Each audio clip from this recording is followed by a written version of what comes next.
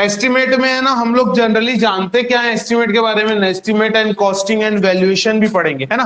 तो ये तीनों होता क्या है, तो बता सकता है एस्टिमेट, कॉस्टिंग और वैल्यूएशन क्या होता है? अरे ठेकेदार लोगों के पास बात करते हो ना, तो बोलते हो ना कितना लगेगा, तो क्या होता है, अगर कोई ठेकेदार से बात करना है कि यहाँ पर घर बनाना है, तो वो क्या बताएगा आपको कि कितना लगेगा, एक अनुमान बता देगा ना। तो उसके हिसाब से अपन लोग, फिर मिडिल क्लास लोग क्या करते हैं, उसके हिसाब से बजट बनाते हैं। तो एस्टिमेट करना मतलब क्या होता है, कोई भी चीज का हम लोग एक अनुमानित चीजें पता चल जाए, अनुमान रहता है मतलब पूरा अप्रोक्सीमेट में चलेगा। अगर मान लीजिए आपका वैल्यू 5 मीटर क्यूब आ रहा है, तो उसको आप 10 मीटर क्यूब ले लो, इस टाइप का भी इतना ज्यादा टॉलरेंस चल जाता है एस्टिमेट कॉस्टिंग। ठीक है, तो एस्टिमेट कॉस्टिंग मतलब समझ में आया, हम लोग कॉस्टिंग निकालना है कितना कितना क्या क्या लगेगा, और एस्टिमेट निकालना मतलब कितनी क्वांटिटीज लगेगी। आ रही बात समझ में, इसमें क्वांटिटी और इसमें पैसा। इसके बाद आता है वैल्यूएशन। वैल्यूएशन करना मतलब क्या होता है, जैसे घरों का वैल्यूएशन होता है, हम लोग क्या करते हैं उसमें जनरली, जैसे आपका बैंक अगर लोन ले रहा है, बैंक से अगर आप लोन लेते हो, तो क्या होता है, वैल्यूएशन होता है आपका। मतलब आपका पहले पुराना देखेंगे कि क्या है हिसाब किताब है, उसके हिसाब से करते हैं। दूसरा, अगर कहीं भी हम लोगों को घर लेना है, तो उस घर का वैल्यूएशन होता है। जैसे अगर आप कोई मुंबई में अगर आप घर लेते हो, तो आपको जाहिर सी बात है रेट क्या होगा, महंगा ज्यादा होगा। और वहीं पर अगर आप अंडमान निकोबार में जाकर घर लोगे, तो हो सकता है सस्ता मिल जाए। मतलब डिपेंड करता है सिचुएशन के हिसाब से। ठीक है, तो हम लोगों को वही चीज को पढ़ना है कि वैल्यूएशन क्या होता है। ठीक है, तो ये तीन चीज पढ़ेंगे, एस्टिमेट, कॉस्टिंग एंड वैल्यूएशन। ठीक है, इसमें हम लोगों को रोड का भी, बिल्डिंग का भी, ये दोनों का करना है। रोड के लिए भी कैसे वैल्यूएशन का मतलब एस्टिमेट निकाला जाता है क्वांटिटीज का, उसके बारे में पढ़ेंगे, बिल्डिंग का पढ़ेंगे। ठीक है, और जो जो छोटे मोटे जो टॉपिक्स रहते हैं, क्योंकि आपका जेई में इसका बहुत बड़ा पार्ट है। ठीक है, तो उसको पूरा कवर करेंगे। ठीक है, चलिए अब स्टार्ट करते हैं। जैसे इंट्रोडक्शन पार्ट बोलते हैं, तो इंट्रोडक्शन पार्ट में टॉपिक टू बी कवर्ड करके लिखा हुआ है, देखो कॉपी पे। तो देखो पहला क्या है, एस्टिमेट ऑफ बिल्डिंग है, आरसीसी स्ट्रक्चर है, वाटर सप्लाई और सैनिटरी वर्क्स, और आपका क्या हो जाएगा, रोड। तो इनके लिए हम लोगों को करना पहला। दूसरा, types of estimates, type of estimate में हम लोग डिटेल एस्टिमेट पढ़ेंगे, क्यूबिक रेट एस्टिमेट पढ़ेंगे, लमसम वाला जो क्वांटिटी निकालता है, सप्लीमेंट्री, ये सब जो एक्स्ट्रा पॉइंट है, ये सब चीज को इसमें कवर करेंगे। ठीक है, उसके बाद आता है analysis of rate and their quantities, ये बहुत इंपॉर्टेंट है। एनालिसिस ऑफ रेट में हम लोगों को क्या करना है कि हम लोग कैसा इसका रेट का एनालिसिस करेंगे उसके रेस्पेक्ट में। जैसे आपको आरसीसी है, आरसीसी को किस में नापते हो, मीटर क्यूब में नापते हैं ना। अगर कंक्रीट को किस में नापोगे, मीटर क्यूब में, मीटर क्यूब के हिसाब से पैसा रहेगा। ठीक है, तो उसका एनालिसिस करना है। इसमें हम लोग क्या है, क्वांटिटी निकालना सीखेंगे। जैसे हर चीज का, जैसे आप लोगों को मैं बोल देता हूँ ना, छड़ का निकालो क्वांटिटी, तो छड़ का कैसे क्वांटिटी निकालते हैं, जो भी डाया ऑफ द छड़ होगा जो भी, उसका क्या करते हैं, डी स्क्वायर अपॉन क्या करते हैं 162। तो यहां से अपना यूनिट वेट आ जाता है छड़ का, है ना। यूनिट वेट मतलब 1 मीटर में कितना अपना वो लग रहा है क्वांटिटी, 1 मीटर के हिसाब से निकालते हैं, मल्टीप्लाई कर देते हैं जो आज का रेट रहेगा और जितना आपका लग रहा है, तो इससे आपका कॉस्टिंग आ जाएगी। आरी बात समझ में। एस्टिमेट करना मतलब क्या होता है, सिर्फ और सिर्फ अपने को क्वांटिटीज बताएंगे कितना क्या है। ठीक है, क्लियर है। ठीक है, उसके बाद है ना rules and method of measurement. तो रूल्स एंड मेथड में आपको जैसे centre line method, long wall, short wall, ये सब सुने होंगे, है ना, जो जनरली बिल्डिंग में यूज होता है, उसको पढ़ेंगे। वैल्यूएशन करना तो मतलब समझ में आ गया आपको, जो भी एरिया वाइज अपन इसको वैल्यूएशन करेंगे। वैल्यूएशन करने के बहुत सारे टेक्निक होते हैं, उसको पढ़ेंगे। लास्ट मतलब सेकंड लास्ट होता है PWD, accounts and procedure of work.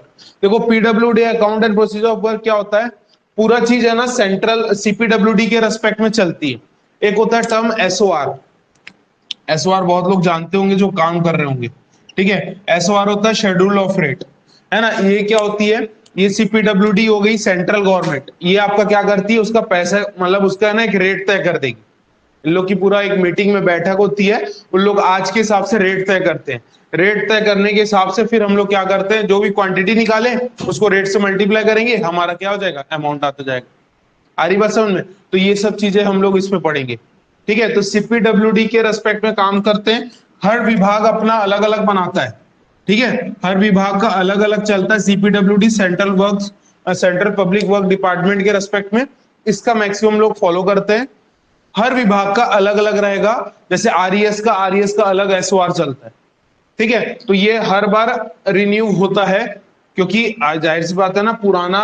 और हाँ, आपको एक चीज और बता दूं, अभी का जो शायद तक अभी 2010 या 2012 वाला ही रेट चल रहा है सीपीडब्ल्यूडी के रेस्पेक्ट में, पुराना ही रेट चल रहा है, ठीक है। हो सकता है रिन्यू हुआ होगा तो इसकी जानकारी नहीं है, लेकिन पुराना रेट चल रहा है तो लोग आज भी पुराने रेट में काम कर रहे हैं, ठीक है। तो ये वही सब चीजों को हम लोगों को देखेंगे क्या होता है एसओआर, ठीक है। चलिए, उसके बाद आता है लास्ट में, तो वो एसओआर ही है, ठीक है। तो पब्लिक वर्क्स डिपार्टमेंट का कैसे होता है, देखो प्रोसीजर इसमें क्या क्या रहेगा, टेंडर का खुलना, टेंडर का बंद होना, टेंडर अगर मान लो मिलता है तो क्या क्या प्रोसेस करना पड़ेगा, सिक्योरिटी मनी क्या होती है, अर्नेस्ट मनी क्या होती है, ये सब पढ़ेंगे, ठीक, क्लियर है। और फॉर्म नंबर वो सब चीजों को याद करना पड़ेगा कि मेजरमेंट बुक क्या होता है। देखो जब भी अगर आप अगर मान लीजिए जेई बन जाते हैं ना, जूनियर इंजीनियर, तो हाथ आपके हाथ में एक सबसे पावरफुल किताब रहेगी जिसको बोलते हैं मेजरमेंट बुक। क्या बोलते हैं उसको, मेजरमेंट बुक। ये बुक है ना सबसे ज्यादा पावरफुल किताब है, मतलब क्या, एक छोटी सी किताब है लेकिन उसमें करोड़ों रुपए कमाए जा सकते हैं, समझ रहे हो। तो ये जो होता है, ये होता है जेई के हाथ में। इसको चेक करता है कौन, एई करता है चेक, एसडीओ लोग चेक करते हैं, लेकिन करता कौन है, जेई करता है। जेई लोग किससे डील करते हैं, ठेकेदारों से, ठीक है। कोई एसडीओ आके ठेकेदार से नहीं मिलता है, कौन मिलता है आके, जेई आके ठेकेदार से मिलता है। तो सोच लो किसको कैसे, किसको ज्यादा पैसा मिलेगा, जेई को ना। इसलिए जेई भी ज्यादा इंपॉर्टेंट है पद, है ना। अगर सिर्फ खाने बैठे हो तो जेई बहुत सही है, ठीक है। सिस्टम का ये क्योंकि रूल है तो वो चल रहा है, ठीक है। चलिए अब आगे देखते हैं। चलिए अब एस्टिमेट क्या होता है उसको पढ़ लीजिएगा, डेफिनेशन के रेस्पेक्ट में क्या है। तो देखो एस्टिमेट क्या है, before undertaking the construction of a project it is necessary to know its probable cost. Red pen से मार्क करेगा प्रोबेबल कॉस्ट को। कोई भी काम को चालू करने से पहले हमको क्या करना है, प्रोबेबल कॉस्ट, एक अनुमानित कॉस्ट पता करना है, उसी को हम लोग एस्टिमेट करते हैं, which is worked out by estimating। Next point लिखा है, एन एस्टिमेटिंग इज कंप्यूटेशन और calculation of quantities to know the rough amount of project.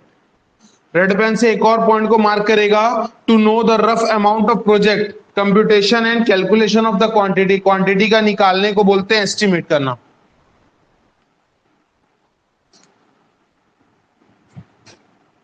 ठीक, नेक्स्ट नोट पॉइंट पे क्या लिखा है, the most accurate estimate is detail estimate. 5 star लगाना, paper में पूछा जाता है सबसे एक्यूरेट एस्टिमेट क्या है, मेथड ऑफ एस्टिमेट में सबसे एक्यूरेट होता है वो है डिटेल एस्टिमेट।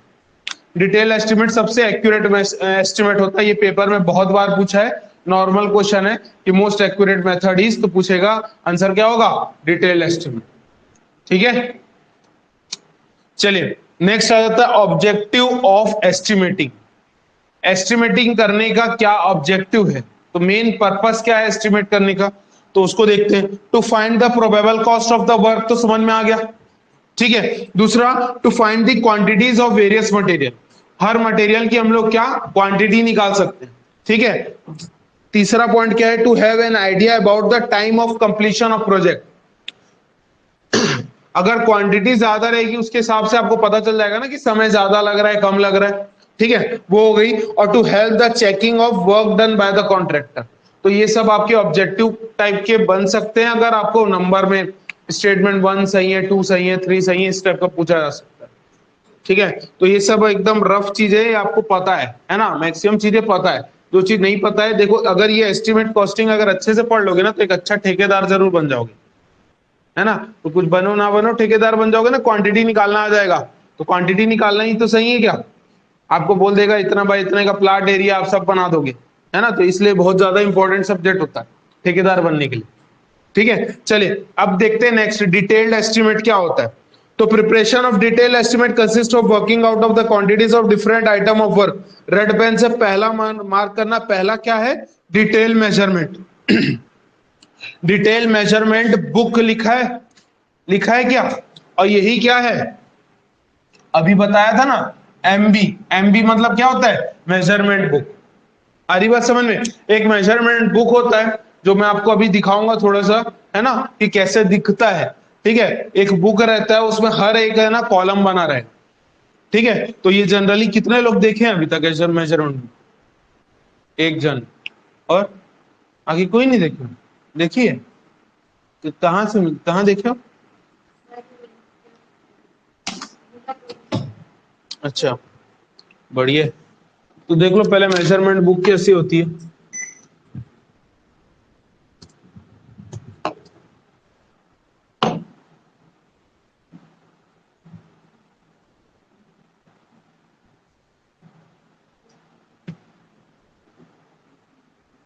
लाल किताब बोलते हैं इसको, है ना।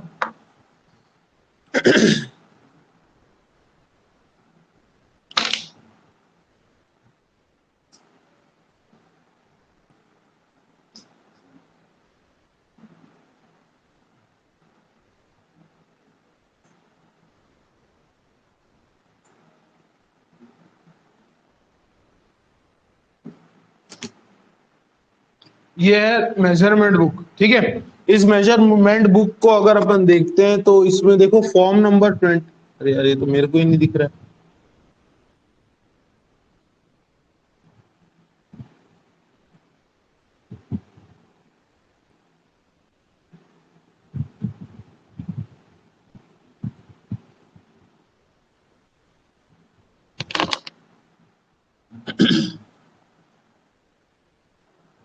देखो मेजरमेंट बुक को दिख कैसे रहा है, देखो तो थोड़ा सा। देखो यहाँ पर आपका पहले सीरियल नंबर है, फिर पर्टिकुलर्स लिखा है, फिर नंबर है, लेंथ है, विड्थ है, डेप्थ है, दिख रहा है, क्वांटिटी है और रिमार्क्स है। तो आप अगर एज अ साइट इंजीनियर जाके काम करोगे तो आपको तो यही भरोगे ना, कि जैसे यहाँ पर आपका पर्टिकुलर्स में क्या आएगा कि मान लीजिए मेरे को कॉन्क्रीटिंग करना है, तो मैं लिखूंगा यहाँ पर सीसी या आरसीसी ऑफ कोई भी ग्रेड का लिख दिया, जैसे 1:2:4 का यहाँ पर लिखा था। यहाँ पर उसकी नंबर्स तो नहीं लिख सकते आरसीसी में, तो यहाँ पर इसका लेंथ पता है, विड्थ पता है, हाइट पता है, वो सब लिख के क्वांटिटी निकाल देंगे। आ रही बात समझ में? अगर मान लीजिए आपका कोई डाया ऑफ द सरिया हो गया, मान लो अगर अपन बोल रहे हैं 10 mm का डाया का सरिया यूज कर रहे हैं, ठीक है, तो 10 mm डाया का सरिया यूज कर रहे हैं, तो इसके लिए यहाँ पर नंबर्स कितना ठोक लगेगा, मान लो 20 ठोक लग रहा है, तो 20 ठोक आ जाएगा। यहाँ पर लेंथ देख लेंगे कितना लेंथ का है, उसके हिसाब से इसकी क्वांटिटी निकाल देंगे। आ रही बात समझ? इसकी क्वांटिटी कैसे, अब 10 का है तो d² / 162 करेंगे तो 1 मीटर का आएगा, 1 मीटर इंटू जितना भी लेंथ का रहेगा वो इंटू नंबर करेंगे तो क्वांटिटी आ जाएगा। अरे बताओ मैं क्या बोल रहा हूँ, समझ में आया कि नहीं? अगर मान लीजिए मेरे को सरिया का निकालना है, सब चीज बताऊंगा, ठीक है, अभी मैं ऐसे ही नॉर्मल बता रहा हूँ। अगर रॉड का निकालना है तो फॉर्मूला होता है d² / 162। 10 का डाया यूज कर रहा हूं, मान लो 10 mm डाया का, तो यहाँ पर क्या करूंगा, d² / 162, तो ये वैल्यू आएगा 1 मीटर का, मतलब 1 मीटर का कितना वेट आया, ठीक है। इंटू क्या कर दूंगा, जितना भी लेंथ होगा उसके हिसाब से मैं इसको मल्टीप्लाई कर दूंगा, उसका मेरा आंसर आ जाएगा। अरे बस समझ, तो क्वांटिटी ऐसे निकाला जाता है सरिया का। तो ये समझ में आया, इसको बोलते हैं मेजरमेंट बुक। तो आपकी कॉपी में भी देख लो क्या लिखा है, आइटम नंबर लिखा है, डिस्क्रिप्शन लिखा है, नंबर्स लिखा है, लेंथ लिखा है, विड्थ लिखा है, हाइट लिखा है और क्वांटिटीज लिखा है, और उसके बाद यहाँ पर रिमार्क का ऑप्शन होता है, कुछ एक्स्ट्रा चीज लिखना चाहे तो लिख सकते हैं, ठीक है। तो ये होता है मेजरमेंट बुक, इसका नंबर ये जो जनरली यूज होता है, ये आपका मेन इंपॉर्टेंट है, जो पेपर में पूछा जाता है मेजरमेंट बुक के बारे में। तो कौन लेता है मेजरमेंट बुक? जेई के पास रहता है, और चेक कौन करता है? कौन करता है? एई चेक करता है या एसडीओ चेक करते हैं, ठीक है। इसका एक और इंपॉर्टेंट चीज है जो आपको आगे पढ़ेंगे, फॉर्म नंबर 23A करके लिखा है, देखो यहाँ पर लिखा है ना, ठीक है, इसको हम लोग आगे में पढ़ेंगे, ठीक है। तो सामने में यही सब लिखा रहेगा, ये मेजरमेंट बुक होती है, ठीक है। चलिए अब आगे देख लेते हैं। नेक्स्ट क्या होता है देखिएगा, एब्स्ट्रैक्ट। नेक्स्ट के बारे में क्या पढ़ रहे हैं हम लोग? एब्स्ट्रैक्ट। याद रखिएगा, देखो एब्स्ट्रैक्ट क्या होता है और मेजरमेंट बुक क्या होता है, दोनों में अंतर। एब्स्ट्रैक्ट में आपको है ना अमाउंट मिलता है, अमाउंट मिलता है मतलब आप क्वांटिटी तो निकाल लियो, क्वांटिटी को रेट के साथ मल्टीप्लाई करोगे तो क्या आ जाएगा, आपका अमाउंट आ जाएगा, ठीक है। तो वो क्या होता है, एब्स्ट्रैक्ट होता है। तो उसको देख लीजिएगा एब्स्ट्रैक्ट कैसे दिखता है।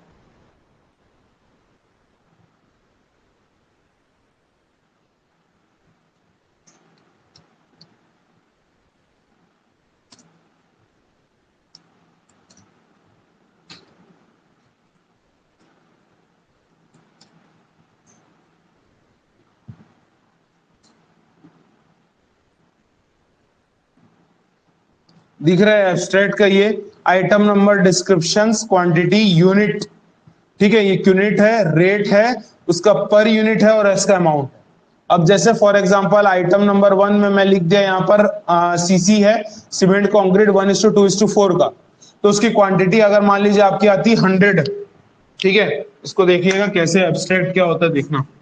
जैसे मेरे को मान लीजिए यहाँ पर आइटम नंबर लिख लिया 1, यहाँ पर लिखा सीमेंट कंक्रीट, ग्रेड लिखा 1:2:4 का, क्वांटिटी बोल रहा हूँ कि मैं मान लीजिए 100 मीटर क्यूब है, ठीक है, ये क्वांटिटी आ गई, उसका यूनिट क्या हो जाएगा, तो यूनिट हो जाएगा मीटर क्यूब में, ठीक है, क्वांटिटी लिख दिया 100, यूनिट क्या हो जाएगा बेटा, मीटर क्यूब, रेट मान लीजिए वहां पर लिख रहा है 10 रुपए, है ना, फॉर एग्जाम्पल 10 रुपए पर मीटर के हिसाब से, तो 10 रुपए का जो भी रेट रहेगा उसको मल्टीप्लाई करेंगे तो टोटल अमाउंट कितना आ जाएगा, 1000। तो इसको बोलते हैं एब्स्ट्रैक्ट करना। एब्स्ट्रैक्ट समझ में आया? तो आपको बार बार पूछेगा क्वेश्चन में, एब्स्ट्रैक्ट मतलब होता है अमाउंट निकालना, तो ए स्टैंड्स फॉर एब्स्ट्रैक्ट, तो ए स्टैंड्स फॉर क्या होगा, अमाउंट। आ रही बात समझ में? कंफ्यूजन में नहीं आएंगे। ए स्टैंड्स फॉर एब्स्ट्रैक्ट, तो ए स्टैंड्स फॉर क्या होता है, अमाउंट। यहां तक क्लियर हुआ? मेजरमेंट बुक में सिर्फ और सिर्फ क्या निकलती है, क्वांटिटी निकलती है। मेजरमेंट बुक से क्या निकलता है, क्वांटिटी, और एब्स्ट्रैक्ट से क्या निकलता है, अमाउंट निकलता है। दोनों चीज को याद रखिएगा। क्लियर है? चलिए अब आगे बढ़ते हैं। अब आपका आता है मेन आइटम्स ऑफ वर्क। तो मेन आइटम ऑफ वर्क क्या क्या है इसको देखिएगा। जैसे आपका क्या क्या है मेन आइटम में, क्या क्या आएगा, अर्थ वर्क,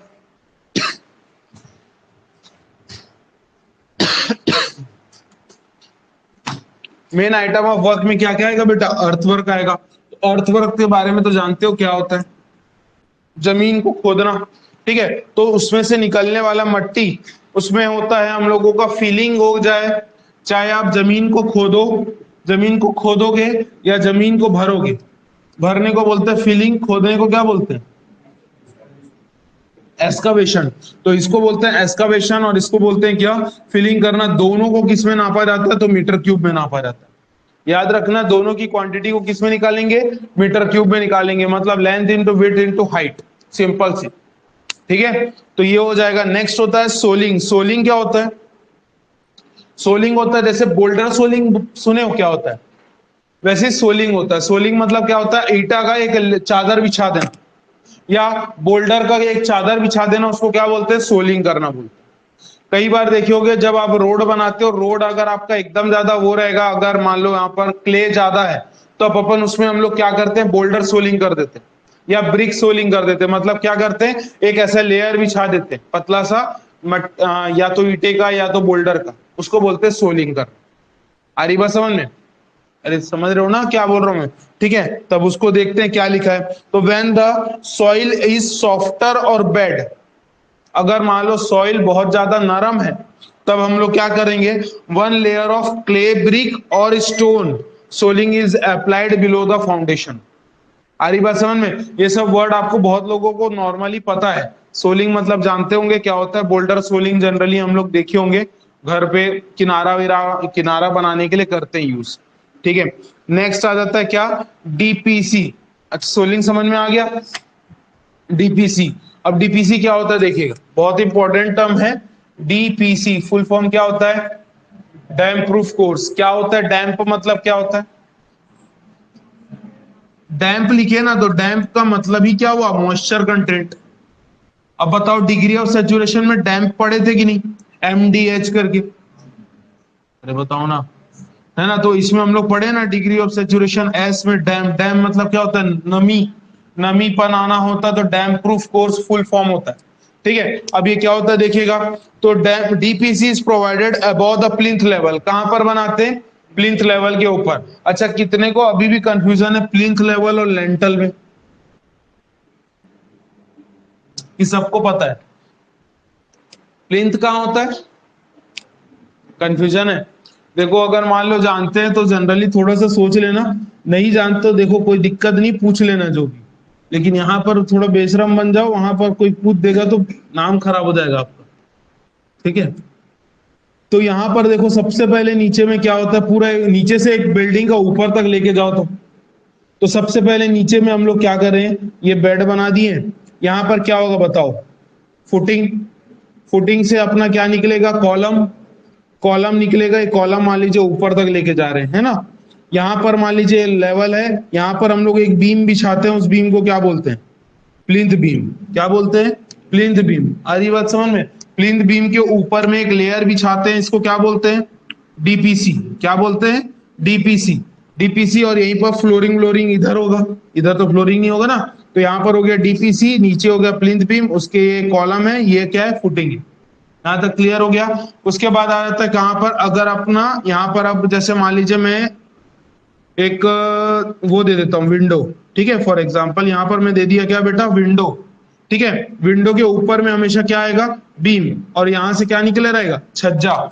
ऐसी कुछ जान रहे ना? तो इस पॉइंट को बोलते हैं क्या? Seal level. जो नहीं जानते हो सब एक चीज समझ लेना, मतलब जो आपका नीचे का विंडो का नीचे वाला पोर्शन होता है ना, उसको क्या बोलते हैं? सील लेवल बोलते हैं। ठीक है, विंडो का नीचे वाला सील लेवल। यहाँ पर आ गया विंडो, विंडो के ऊपर में क्या आता है? छज्जा।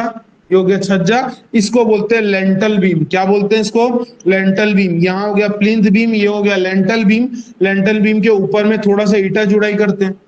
अब बीम क्यों देते हैं लेंटल बीम? जाहिर सी बात है, ये चौखट है जो रहेगा खिड़की का, उसके ऊपर तो ईटा नहीं रख सकते ना जी, बैलेंस वैलेंस थोड़ी करना है ना। उसके ऊपर क्या करेंगे? लेंटल बीम बिछाएंगे। लेंटल बीम के ऊपर ईटा जुड़ाई होती है। ईटा जुड़ाई होने के बाद यहां से जो निकलता है, यहां पर आप बोल लो ये इसको बीम मान लो, मेन बीम है ना, मेन बीम। और यहीं से निकलेगा क्या? यहीं से निकलेगा क्या? स्लैब। ये बीम हो गया, ये स्लैब हो गया।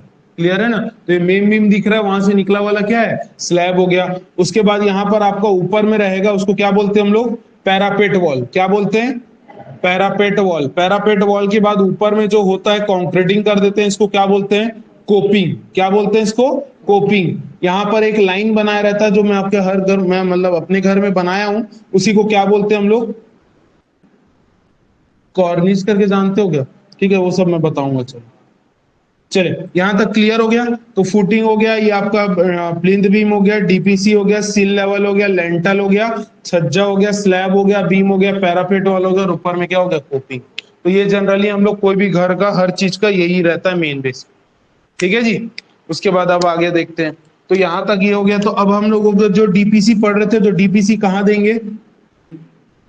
अच्छा, दूसरा चीज, डीपीसी का मेन इंपॉर्टेंट एक पॉइंट लिखा होगा इस कॉपी में, देखिएगा। Damp proof course is provided about the plinth beam. The main purpose of damp proof course is to control the क्या होता है? सीपेज। सीपेज से बचाने का काम करता है, क्योंकि पानी सोखता है, कोई मतलब कोई भी स्ट्रक्चर पानी सोखता है, पानी सोखेगा तो ऊपर की तरफ परत आने लग जाती है। डीपीसी कोई भी मटेरियल का हो सकता है, या तो अपन सीमेंट कंक्रीट का बना लो, या तो ब्यूटीमीन का बना लो। ब्यूटीमीन मतलब डामर का बना लो। ठीक है, तो हम लोग किसी का भी मटेरियल का बना सकते हैं, लेकिन थोड़ा सा अच्छा मजबूत रहना चाहिए।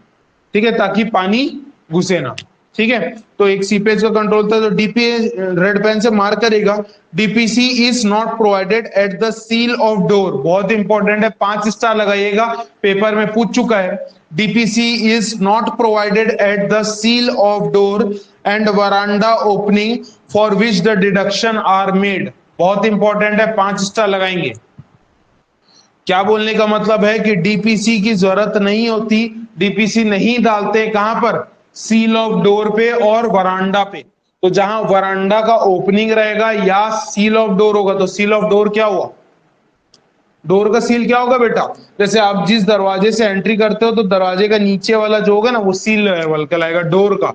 विंडो का सील कहां होगा? ऊपर है, तो वहां का दरवाजे का सील होगा नीचे। तो वहां पर हम लोग डीपीसी नहीं देते। ऐसा करके क्वेश्चन व्यापम में पूछा हुआ था, तो याद रखना, सील ऑफ डोर पे नहीं होता डीपीसी। 5 स्टार करके कॉपी में लिख लेगा। डीपीसी इज नॉट प्रोवाइडेड, ऐसे करके लिखना, नॉट प्रोवाइडेड फॉर क्या होता है? Seal of door. कॉपी में लिखना जरूर, शॉर्ट नोट कॉपी में। एंड वरांडा ओपनिंग, दोनों चीज को लिखिएगा।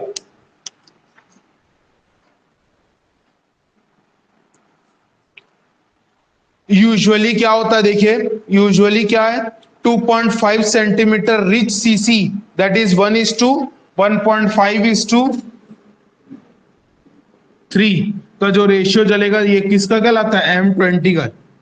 M20 है ना ये, ठीक है। और M25 क्या होता है? 1:1:2। ठीक है, तो ये सब चीज हम लोग जनरली पता होगा। चलिए, तो हम लोग जनरली कौन सा देते हैं? M20 ग्रेड का देते हैं, जो नीचे में जो हम लोग एक जीरा गिट्टी और वो सब का मिला के बनाते हैं, तो उसको बोलते हैं डीपीसी। क्लियर है? कौन से ग्रेड का रहेगा? M20 का। ये M20 हम लोग लिख रहे हैं ये क्योंकि मेन बुक में मेंशन, ठीक है। उसके बाद क्या बोलता है, उसका थिकनेस कितना रहेगा, इस लेयर का थिकनेस कितना रहेगा? 2.5 सेंटीमीटर। 5 स्टार लगाएंगे, कॉपी में लिखना 2.5 सेंटीमीटर का थिकनेस रहेगा अगर सीसी का यूज करते हो तो। और वाटर प्रूफिंग मटेरियल डालने के बाद अगर उसको सीमेंट का पेस्ट बनाते हो, सीमेंट मोटार, तो वो 2 सेंटीमीटर का रहेगा।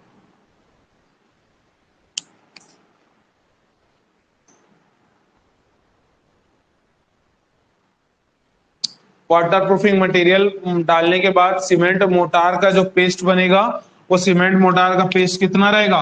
1:2 का रहेगा। याद रखेगा ये सब पॉइंट्स को।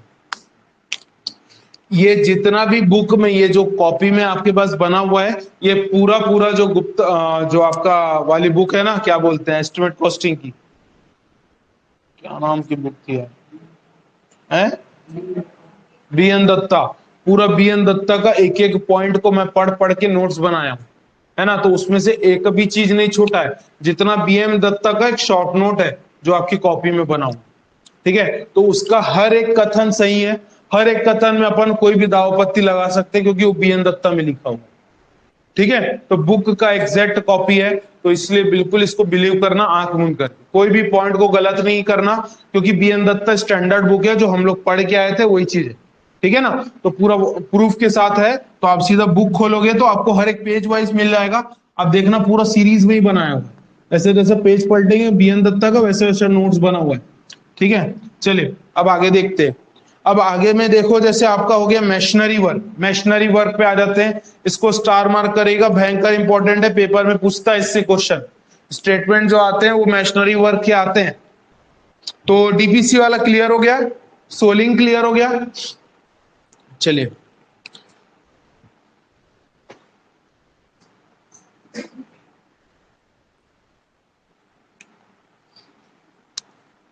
अब आते हैं मैशनरी वर्क। तो मैशनरी वर्क में क्या है, deduction for opening in masonry. Red pen से मार्क करेगा, deduction for opening in masonry का मतलब होगा, अगर मान लो कोई मैशनरी वर्क कर रहे, मैशनरी वर्क करना मतलब क्या होता है, ईटा जुड़ाई करना, है ना। तो ईटा जुड़ाई अगर कर रहे हैं तो उसमें अगर मान लीजिए ये आपका एक वॉल बना हुआ है, इस वॉल में अगर मैंने यहाँ पर एक खिड़की दे दिया ना, तो खिड़की में थोड़ी हम लोग ईटा जुड़ाई करेंगे जी, है ना। तो यहाँ पर का चीज को डिडक्ट कर देंगे। जब क्वांटिटी निकालेंगे तो खिड़की में, तो खिड़की का एरिया को निकालोगे ना, अलग करोगे ना, कि ठेकेदार को पैसे दे दोगे। अगर आपको कोई घर का बोला तो ये जैसे पूरा दीवार है, यहाँ पर कोई खिड़की नहीं है, तो इसमें कोई डिडक्शन नहीं होगा, पूरा दीवार का लेंगे। अब यहाँ पर देखो एक दरवाजा है और एक खिड़की है, तो डिडक्ट करोगे कि नहीं करोगे? तो उसके लिए हम लोग डिडक्शन के लिए क्या नॉर्म्स बोलते हैं उसके बारे में पढ़ेंगे। हरी बात समझ में? तो डिडक्शन करना है तो देखो क्या क्या है। तो पहला बोलता है no deduction is made for the following. तो देखो किसमें हम लोग को डिडक्शन करने की जरूरत नहीं रहेगी। मतलब एक टॉलरेंस लिमिट दे दी है कि हाँ इतना है तो चल छोड़ यार, ले ले इसका पैसा। नहीं बात समझ में आई क्या बोल रहा हूँ, है ना। तो नो डिडक्शन मेड, हम लोग कितने के लिए टॉलरेंस लिमिट छोड़ सकते हैं, कि अगर एक छोटा सा मान लो इतना बड़ा दीवार बनाया अगला ठेकेदार, और इतना सा एक तो छोटा सा ओपनिंग हो गया, तो आप बैठ के उसका ठेकेदार का वो 2 ईंटे का पैसा काटोगे तो बेकार नहीं लगेगा, है ना, चिंदी टाइप का नहीं लगेगा थोड़ा। तो इसलिए ना अपन इसके लिए हम लोग ने नॉर्म्स बनाया कि किसमें डिडक्शन करने की जरूरत नहीं है, चल जाएगा, ठीक है। चलिए तो देखते हैं क्या है। तो पहला पॉइंट नंबर 1 बोलता है opening each up to 0.1 metre square. 5 star लगाना, स्टेटमेंट 1 2 3। हर पेपर में स्टेटमेंट पूछ देता है डायरेक्ट डायरेक्ट। ये 3 स्टेटमेंट बहुत ज्यादा इंपॉर्टेंट है, रट लेना, याद कर लेना, जैसा भी है कॉपी में लिख ही लेना।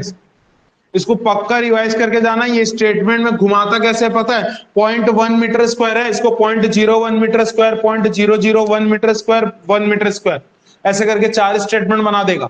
आ रही बात समझ में? तो आपका आंसर क्या होगा, 0.1 मीटर स्क्वायर। 5 स्टार लगाना बेटा, कॉपी में लिख लेना याद से, या उसको सेंटीमीटर में कन्वर्ट कर लो, तो सेंटीमीटर के हिसाब से भी पूछा जा सकता है, ठीक है। तो क्या बोलता है, opening each up to 0.1 metre square. तो पहला स्टेटमेंट में क्या बोला है, opening each up to 0.1 metre square, और इसी को क्या लिख सकते हैं हम लोग, 1000 सेंटीमीटर स्क्वायर लिख सकते हैं कि नहीं। तो इसमें अगर ओपनिंग होता है छोटा सा तो उसमें हम लोग कोई डिडक्शन नहीं करेंगे। आ रही बात समझ में? तो अगर मान लीजिए छोटा सा ओपनिंग यहाँ पर 0.1 मीटर स्क्वायर का आ रहा है तो अपन उसको पूरे का पेमेंट कर देंगे, उतना को डिडक्शन नहीं करेंगे। आई बात समझ में कि नहीं आई? अरे बताओ हाँ या ना? पक्का ऑनलाइन पे बेटा आया? ये एक एक पॉइंट बहुत ज्यादा इंपॉर्टेंट है। दूसरा क्या बोलता है? End of the beam, end of the beam और post rafter purlin up to क्या होगा? 0.05 मीटर स्क्वायर। 5 स्टार लगाएंगे। दूसरा दूसरा क्या है? End of the beam post rafter purlin up to क्या बोल रहा है? 0.05 मीटर स्क्वायर। तो 0.05 मीटर स्क्वायर के रेस्पेक्ट में अगर मान लो आपका पोर्शन आता है तो उसमें भी कोई डिडक्शन नहीं होगा। अब मेरे को एक बात बताओ, आपका जैसे घर है, घर में बीम गया होगा यहां पर, बताओ ना हाँ या ना? बीम गया होगा। अब मान लो कई जगह पोर्शन बीम जाके अंदर में दीवार में घुस जाता है तो उस दीवार में वहां पर ईटा थोड़ी होता होगा, होता है क्या? नहीं ना। तो हम लोग क्या करते हैं उसके लिए? तो उसके लिए ये बोलता है कि अगर एंड ऑफ द बीम है जहां पर आपका ईटा जुड़ाई नहीं हो पाया है, वहां पर आपका आरसीसी का काम हो गया, लेकिन उसका भी आप पैसा नहीं काटोगे, पूरा पैसा दे दो। आ रही बात समझ में? तो एंड ऑफ द बीम हो गया, पोस्ट हो गया, राफ्टर परलिन, ये सब जो चीज होता है उसके लिए हम लोग ने ये पढ़ना है। आ रही बात समझ में कि नहीं आई? पक्का? अरे क्लियर हुआ है कि नहीं हुआ है? तो उसमें भी क्या, अब परलिन और राफ्टर मतलब क्या होता है? राफ्टर मतलब क्या होता है? मेन बीम को राफ्टर बोलते हैं। मेन जो मेन लोड लेता है उसको राफ्टर बोलते हैं, है ना? ये सब चीज हम लोग स्टील में पढ़े हैं ना। तो राफ्टर क्या होता है और ये परलिन क्या होता है? Continuous beam. मतलब अभी अपन जो शेड, टीना का शेड रहता है ना, उसमें एक लंबा वाला जो बीम जाता है उसको हम लोग क्या बोलते हैं? परलिन। आ रही बात समझ में? तो परलिन क्या होता है क्लियर होगा। ठीक है, वो सब आगे हम लोग स्टील में पढ़ लेंगे, लेकिन इतना तो थोड़ा बहुत सब जानते हैं। ठीक है, तो उसके लिए कितना रहेगा? Up to 0.05 metre square. 5 star लगाएंगे बेटा इसको। 0.05 मीटर स्क्वायर और कितना? 500 सेंटीमीटर स्क्वायर। और क्या पूछा था एक बार पेपर में, ये जेई में लिखा था 77 इंचेस का स्क्वायर। 77 इंच स्क्वायर पूछा था जेई, एसएससी जेई। ठीक है, तो आपको क्या क्या याद रखना है? 0.05 मीटर स्क्वायर, 500 सेंटीमीटर स्क्वायर और 77 इंच का स्क्वायर।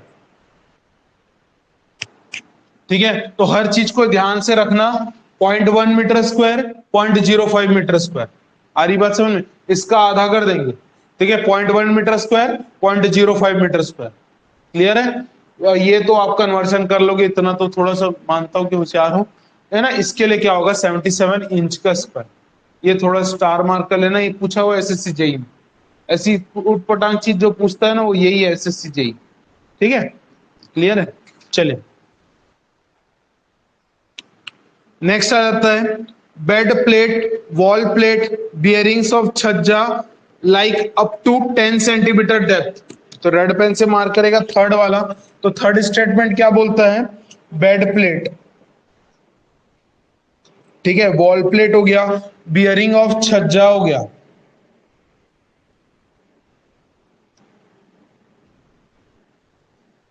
अप टू क्या बोल रहा है? 10 सेंटीमीटर डेप्थ का। तो ये क्या हो जाएगा बेटा? बियरिंग ऑफ छज्जा मतलब क्या होता है? छज्जा का बियर करना। बियर मतलब क्या हुआ छज्जा का? अब आप सोचो ना, छज्जा का मेन पोर्शन कहाँ है? अगर मान लीजिए ये आपका लोड है, ये आपका वॉल है, यहां से अगर मैं छज्जा निकाल रहा हूं तो यहां वाले पोर्शन ही को तो मेन बोलेंगे ना, कि ये मेन होगा, है ना। बियरिंग यही तो करेगा मेन। पूरे लोड को कौन बियर करेगा? ये। तो इसका डेप्थ अगर 10 सेंटीमीटर तक फॉर एग्जांपल है तो उसके लिए भी हम लोग क्या करेंगे? कोई डिडक्शन नहीं।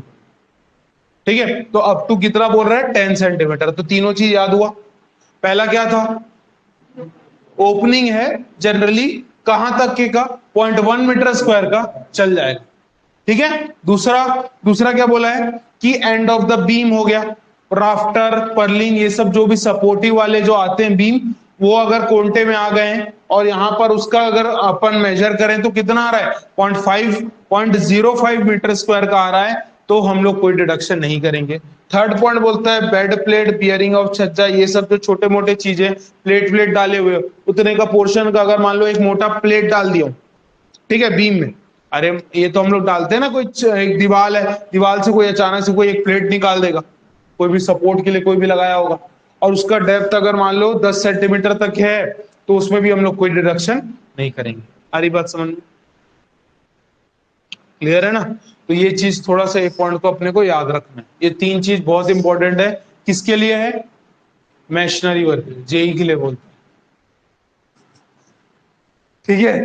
तो ये याद रखना तीनों 0.1 मीटर स्क्वायर, 0.05 मीटर स्क्वायर, क्योंकि अभी आपको लग रहा है एग्जाम में सेम स्टेटमेंट पूछता है, एक ये रख देगा, सेकंड स्टेटमेंट ये बोलेगा 0.5 मीटर स्क्वायर, ये तो बोलेगा which of the following statement are correct, ऐसा करके क्वेश्चन आता है। तो आपको ये भी लगेगा सही है, लेकिन ये सही नहीं होगा। आपको बहुत इंपॉर्टेंट है, इसलिए बोल रहा हूँ बार बार अलग अलग करके पेन से मार्क करना इसको, ये हद से ज्यादा इंपॉर्टेंट है ये दोनों यूनिट। पेपर में पूछेगा, जब क्वेश्चन कराऊंगा तो आपको बैक टू बैक क्वेश्चन दिखेगा इस, ठीक है। आई बात समझ में कि नहीं आई? नहीं भूलोगे ना? पक्का? देखो 3 डायमेंशन है, 0.1 मीटर स्क्वायर, 0.05 मीटर स्क्वायर और 10 सेंटीमीटर डेप्थ। चलिए अब आगे बढ़ते।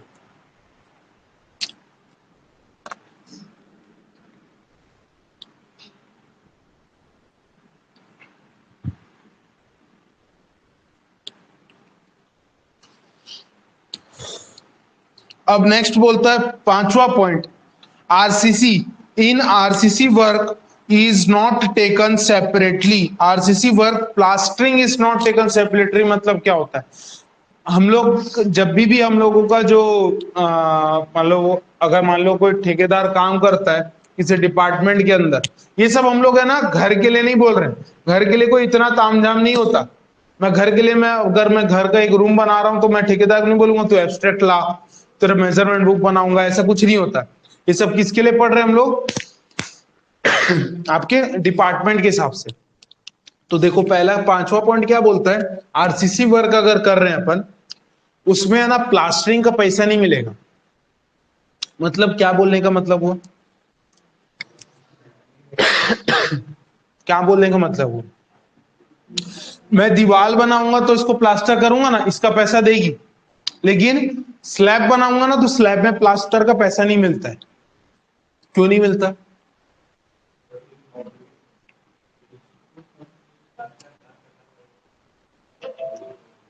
क्योंकि ये तो आपकी खामी है ना, ये तो कॉन्ट्रैक्टर की गलती हुई ना, कि वो अच्छा कंक्रीट नहीं बनाया होगा इसलिए आपका सरफेस प्लेन नहीं आया, या शटरिंग प्लेट ऊपर नीचे लगा दिया होगा तो वो उसका हर्जाना वही खुद भुगतेगा ना, तो उसका पैसा हम लोग नहीं देंगे। हरी बात समझ में? इसलिए कभी भी आरसीसी वर्क का प्लास्टर का पैसा नहीं होता। आरसीसी प्लास्टर अगर होना है तो वो आपका अपने पैसे से वो कराएगा, लेकिन उसका पैसा हम नहीं देंगे। हरी बात समझ में क्या बोल रहा हूं मैं? तो ये आपसे क्वेश्चन कभी पूछेगा तो आरसीसी में कभी भी प्लास्टरिंग का पैसा नहीं होता है, ठीक है। वो कौन देगा? वो ठेकेदार खुद भोगेगा, क्योंकि उसकी गलती है। अगर वो प्रॉपर अगर शटरिंग प्लेट में ऑयलिंग लगा के अगर अच्छे से एकदम मैनेज मैनर वे में अगर अपना शटरिंग बिछाया रहता और फिर कंक्रीट भी अच्छा करता, अच्छे मतलब अच्छा मटेरियल का कंक्रीटिंग करता, तो बिल्कुल उसको प्लास्टर करने की जरूरत नहीं होती। कई बार देखे होगे बड़े बड़े जो ब्रिज देखे हो ना, ब्रिज देखे हो ना, जो ब्रिज की जो कास्टिंग हुई उसमें प्लास्टर हुआ है? कहीं ब्रिज में प्लास्टर नहीं होता है, क्योंकि वो अच्छा मटेरियल यूज करते हैं, क्योंकि ब्रिज में कोई नॉर्म्स कोई टॉलरेंस नहीं चलता है। समझ रहे हो? मतलब अगर पैसा खाने वाला रहेगा ना तो ब्रिज में कभी नहीं खा पाएगा। डैम में WRE इसमें पैसा नहीं खा पाओगे, नहीं समझ, क्योंकि नहीं कर सकते ना। एक हल्की सी गलती आपके लिए बहुत पूरा नुकसानदायक हो जाएगा, जेल हो जाएगा सीधा। ठीक है, चले नेक्स्ट आ जाता है कौन सा? 6वां पॉइंट क्या होता है?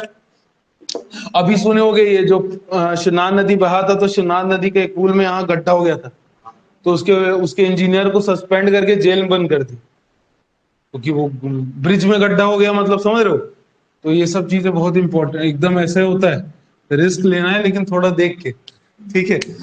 चले अब आता है नेक्स्ट, प्लास्टरिंग एंड पॉइंटिंग। तो प्लास्टरिंग एंड पॉइंटिंग मतलब क्या होता है?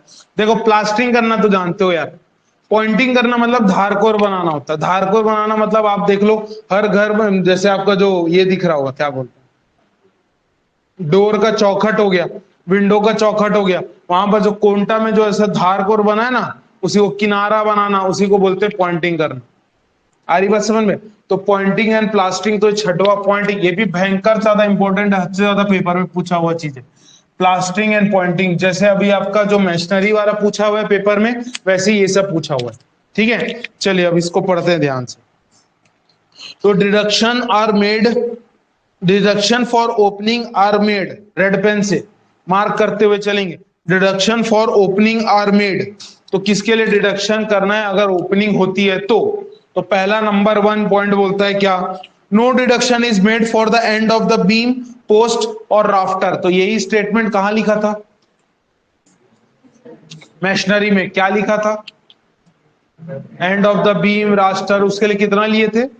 0.05 मीटर स्क्वायर मशीनरी के लिए लिए थे ना। यहां पर बोलता है अगर एंड ऑफ द बीम है, ठीक है, राफ्टर है, तो इसमें हम लोग कोई भी डिडक्शन नहीं करेंगे। तो no deduction is made for the, क्या होगा अगर उसमें हम लोग प्लास्टर वास्टर कर रहे हैं तो उसमें कोई डिडक्शन नहीं होता। आ रही बात समझ में? तो एंड ऑफ द बीम को रेड पेन से मार्क करना, and of the beam, post और राफ्टर, ये हो गया पहला पॉइंट। पॉइंट नंबर 2 क्या बोलता है? For small opening, red pen से मार्क करेगा, स्मॉल ओपनिंग अप टू, क्या बोल रहा है? 0.5 मीटर स्क्वायर, रेड पेन से मार्क करेगा, बहुत ज्यादा इंपॉर्टेंट है। Small opening up to 0.5 metre square, तो no deduction is made at the same time, no addition और made for jamb, soffit, sill of the opening. अब देखो, अब आपको है ना ये चीज को समझाने से पहले मेरे को ये चीज दिखाना होगा, वो क्या होता है इसको देखना।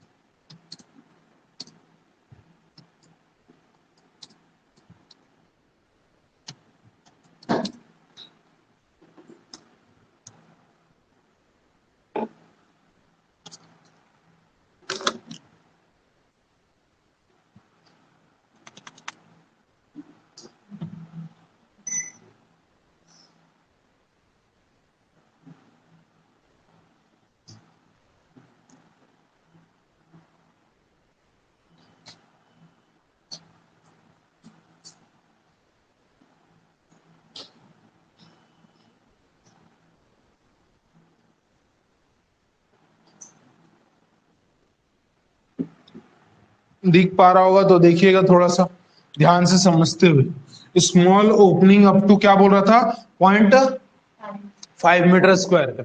अब देखना, अब पहली बात तो ये चीज बताना भूल गया हूं, देखो प्लास्टर हो जाए, जो भी हो जाए, पॉइंटिंग हो जाए, प्लास्टरिंग को किस में लेते हैं? हमेशा मीटर स्क्वायर में होता है, इसको मीटर क्यूब में नहीं लेते, क्योंकि हम लोग जनरली मान के चलते हैं 6 mm की प्लास्टर होती है, 12 mm की प्लास्टर होती है और 15 mm की प्लास्टर होती है। आ रही बात समझ में? प्लास्टरिंग कितने का होता है? 6 mm, 12 mm और 15 mm। जनरली हम लोग जो 12 mm जो नॉर्मल लेके चलते, जैसे मेरे घर में या कोई भी एक ठेकेदार को बोलेगा तो कितने का प्लास्टर करेगा? वो 12 mm का प्लास्टर करेगा, ये नॉर्मल अपन लेके चलते हैं प्लास्टर। आ रही बात समझ में? 6 mm का कहाँ होता है? तो सीलिंग में जहां भी होता है ना, तो सीलिंग में ऊपर में 6 mm की प्लास्टर होती है। आ रही बात समझ में? तो 6 mm का प्लस्तर ऊपर में होता है, 12 mm जनरली अपन लेते हैं और ये 15 mm। टोटल इसका यूनिट क्या होगा? Metre square. प्लस्तर को किस में लेते हैं? मीटर स्क्वायर में। अब थोड़ा ध्यान से समझो, यहां पर आपको सोफिट दिख पा रहा होगा, जाम दिख पा रहा होगा क्या? अब नहीं समझ में आ रहा है तो अब ध्यान समझो, ये आपका दीवार है, दीवार तो दिख रहा है, यहां पर ओपनिंग दिख रहा है क्या? ओपनिंग में देखो सोफिट क्या पॉइंट हुआ? आपके ऊपर का हिस्सा। कौन से हिस्सा? अगर मान लीजिए ये है ना ऊपर का, मतलब यहाँ पर ये आपको खिड़की है, तो खिड़की का ये वाला जो तलवा है ना, उसको क्या बोलेंगे हम लोग? सोफिट बोलेंगे। आ रही बात समझ में? मतलब इसी के ऊपर तो बीम रखा होगा क्या? ये बीम होगा क्या?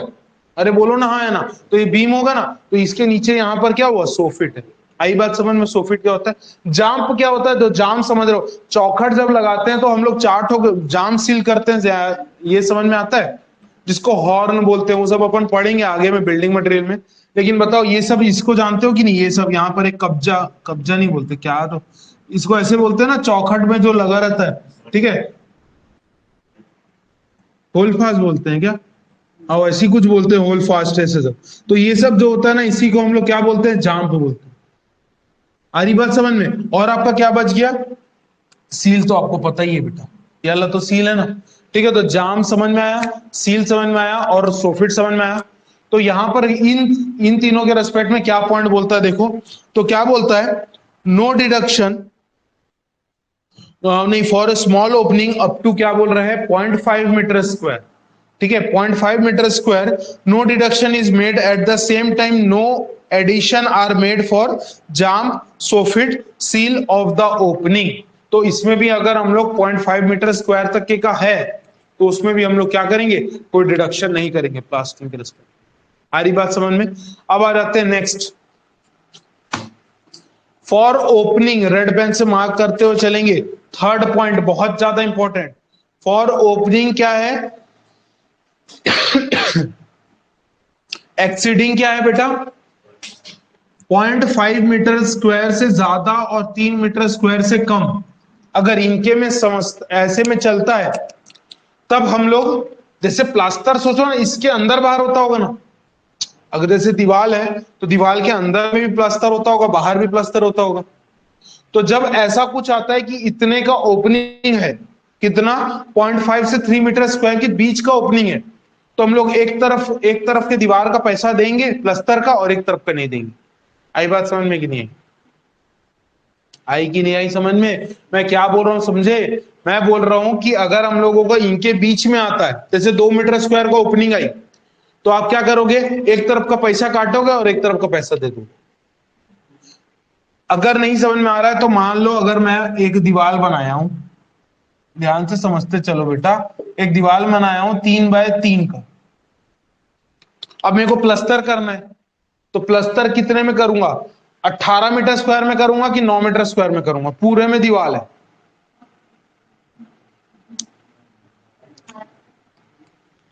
बेटा प्लस्तर करना मतलब अंदर बाहर दोनों करना होता है ना। इसमें तो कोई ऐसा कोई रामबाण कोई सूत्र तो नहीं है ना। हमको पता है 3x3 किया तो 9 का तो यहां पर आ गया, 9 का इधर तो 9 का पीछे। समझ रहे हो ना? इसलिए जब भी प्लस्तर का क्वेश्चन पूछा जाता है, 2 से मल्टीप्लाई ऑटोमेटिक कर लेना दिमाग लगा के, है ना। वो क्वेश्चन घुमाने के लिए देगा, पहला ऑप्शन यही देगा 9 मीटर स्क्वायर, आंसर गलत होगा। कितना रहेगा? 18 मीटर स्क्वायर। आई बात समझ में? क्या बोल रहा हूं? प्लस्तर अंदर बाहर दोनों होता है, इसलिए अपन को ये चीज को ध्यान से रखना, याद रख लेना, या हिंदी में लिखना चाहो लिख सकते हो। जब भी प्लस्तर का क्वेश्चन आएगा, हमको अंदर बाहर दोनों का लेके सॉल्व करना है, प्लस्तर एक तरफ नहीं होता है। ठीक है, तो यहां पर 9 और 9 कितना हो गया? 18 मीटर स्क्वायर का प्लस्तर होना है। ठीक, अब यहां पर मान लीजिए अगर 1 मीटर स्क्वायर का मैंने ओपनिंग कर दी, क्या कर दी? 1 मीटर स्क्वायर का, चलो एक तो बहुत कम उधार है, 2 मीटर स्क्वायर का ओपनिंग है इसी दीवार पे। ध्यान से समझो थोड़ा, 2 मीटर स्क्वायर का अगर ओपनिंग है, अब अपन क्या करेंगे? एक तरफ का पैसा देंगे और एक तरफ का पैसा नहीं देंगे। का मतलब क्या हुआ? एक तरफ आप पूरा 9 लेके काम करोगे और एक तरफ आप क्या करोगे? 9 में से 2 काम कर दोगे, कितना बचेगा? 7। तो एक तरफ 7 का पैसा मिलेगा और एक तरफ 9 का पैसा मिलेगा। नहीं बात समझ में आई कि आ गई? आ रही बात समझ में? तो हम लोग जब भी ऐसा आता है इनके बीच में, तो ऐसा करके समझना। क्लियर हुआ कि नहीं? कितने को नहीं आया समझ में? आ गया सबको? पक्का? तो ये पॉइंट को याद रखिएगा। ठीक है, एक तरफ। तो अब एक बार स्टेटमेंट पढ़ते हैं, क्या लिखा है? For an opening exceeding 0.5 metre square but not exceeding, क्या बोल रहा है? 3 metre square, deduction is made for 1 face only. Red pen से 5 स्टार करके मार्क करना। 1 face only, deduction is made for 1 face only and the other face is allowed for the jamb, सी, soffit, sill which are not be taken into account. Clear हुआ? Next point number 4 क्या बोलता है? For opening above 3 metre square. तो अगर 3 metre square से ज्यादा, मान लो अगर यहां पर ओपनिंग, अगर मैं मान लो 4 मीटर स्क्वायर का ओपनिंग देता, तब क्या करूंगा? तब उसमें क्या बोलता है देखो, the opening above the 3 metre square deduction is made for both face of the opening and the jamb, opening and the jamb, soffit, sill are taken into account और एडेड। आ रही बात समझ में? तो इसमें हम लोगों को सोफिट, जाम सबको लेते हुए काम करना है। क्लियर है ना? तो किसी को छोड़ना नहीं है, सबको लेके काम करना है। उसमें हम लोग क्या करते हैं, सोफिट जाम वाले को कंसिडर नहीं किए थे। देखो क्या लिखा है, थर्ड वाले केस में लिखा है नॉट टेकन इनटू अकाउंट। अरे बोलो ना हाँ या ना। अब जब जाहिर सी बात है, अब मान लो 4 मीटर स्क्वायर का मैं ओपन दे रहा हूं, मेरे को कब्जा ज्यादा लगेगा कि नहीं? मतलब होल पास ज्यादा लगेगा, ज्यादा हो सकता है ना, एरिया बढ़ेगा कुछ ना कुछ, है ना? तो सोफिट का ज्यादा लगेगा, सील का ज्यादा लगेगा, भैया उसका पैसा क्यों नहीं करेगा? आ रही बात समझ में? तो हम लोग को ये याद रखना है, जब हम लोग 0.5 मीटर स्क्वायर की कम बात करते हैं तो क्या होता है, कोई डिडक्शन नहीं करेंगे। अरे यही तो पढ़े पॉइंट नंबर 2। पॉइंट नंबर 3 क्या बोलता है, 0.5 से 0.3 के मीटर के बीच में आएगा तो क्या होगा, एक फेस का लेंगे। उसमें भी हम लोग किसको नहीं ले रहे हैं, जाम फीस सोफिट ये सब का नहीं ले रहे हैं, ठीक है? एक फेस का कंसिडर करेंगे, एक फेस का नहीं करेंगे। हरी बात समझ में? थर्ड पॉइंट बोलता है 3 मीटर स्क्वायर से ज्यादा पे एक्सीड करता है तो क्या होगा, तो दोनों पे हम लोग क्या करेंगे, दोनों तरफ का करेंगे प्लस्तर, दोनों को कंसिडर करेंगे रिडक्शन। आ रही बात समझ में? और उसमें हम लोग जाम सोफिट सील ये सब का क्या लेंगे, कंसिडर करेंगे। आई बात समझ में कि नहीं आई? सबको क्लियर हो गया? तो ये जो दो स्टेटमेंट है ना, जो फोर्थ वाला और ये सिक्स्थ वाला, जो फोर्थ पॉइंट लिखे हो आप लोग और सिक्स्थ पॉइंट, अरे फोर्थ पॉइंट बेटा जो मशीनरी वाला और सिक्स्थ पॉइंट जो प्लस्तर वाला, ये एकदम इंपॉर्टेंट है। मतलब ये 110% पेपर में पूछा जाता है, ठीक है? आने वाले कोई ना कोई पेपर में बैक टू बैक दिखोगे, है ना, एस्टिमेट कॉस्टिंग का, क्योंकि घुमाव का बहुत सारा है ना, घुमावदार बहुत है। तो अपने को इसलिए, और मेन बात ये है ना, कई लोगों को इसमें बहुत प्रॉब्लम होती है लैंग्वेज के रेस्पेक्ट में, डिडक्शन लेना है, डिडक्शन नहीं लेना है, तो बोलता है नहीं करना है डिडक्शन और पूछ रहा है नो डिडक्शन आर मेड। तो ये सब चीज थोड़ा सा बहुत पेचीदा टाइप का है, और स्टेटमेंट यही चाहता है। मतलब ऐसा भी नहीं कि आपको वहां पर इंग्लिश इंग्लिश में खेल देगा, डिडक्शन मतलब सेम स्टेटमेंट लिखा रहेगा। तो ये दोनों स्टेटमेंट आपकी कॉपी में लिख लेना, एकदम इंपॉर्टेंट। आ गई बात समझ में ना? तो पहला पॉइंट नंबर 1 फोर्थ का मशीनरी का क्या था बताओ, बिना देखे सब मेरे तरफ देख के बोलेंगे क्या था।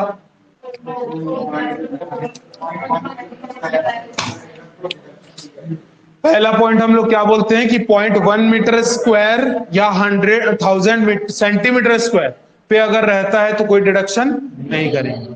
आ रही बात समझ में? पॉइंट नंबर 2 मशीनरी का क्या था,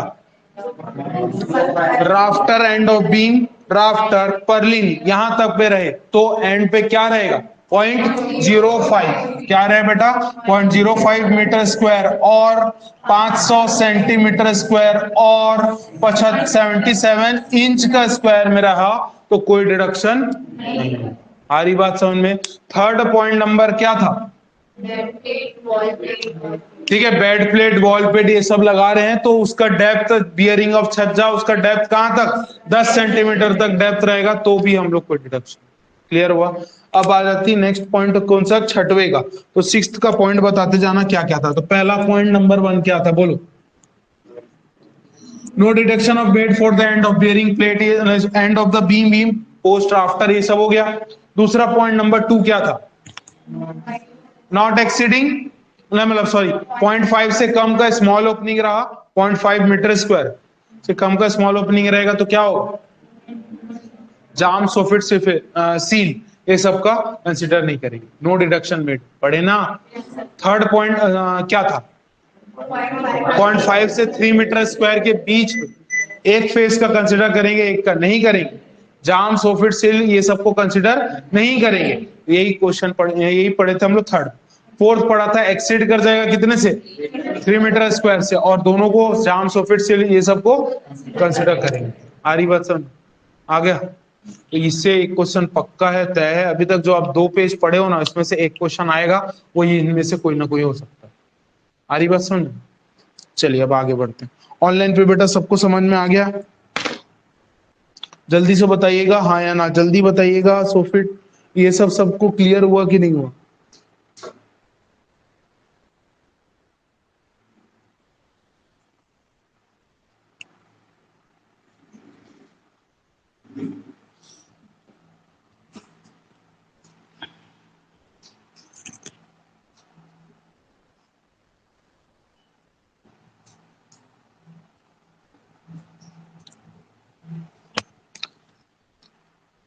नेक्स्ट आ जाते हैं कहां पर, कॉर्निस में। क्या पढ़ेंगे बेटा, कॉर्निस। अब कॉर्निस क्या होता है ये भी तो पता होगा आपको, नहीं पता तो देख लो। कॉर्निस नाम से ही कॉर्नर करके नहीं दिख रहे?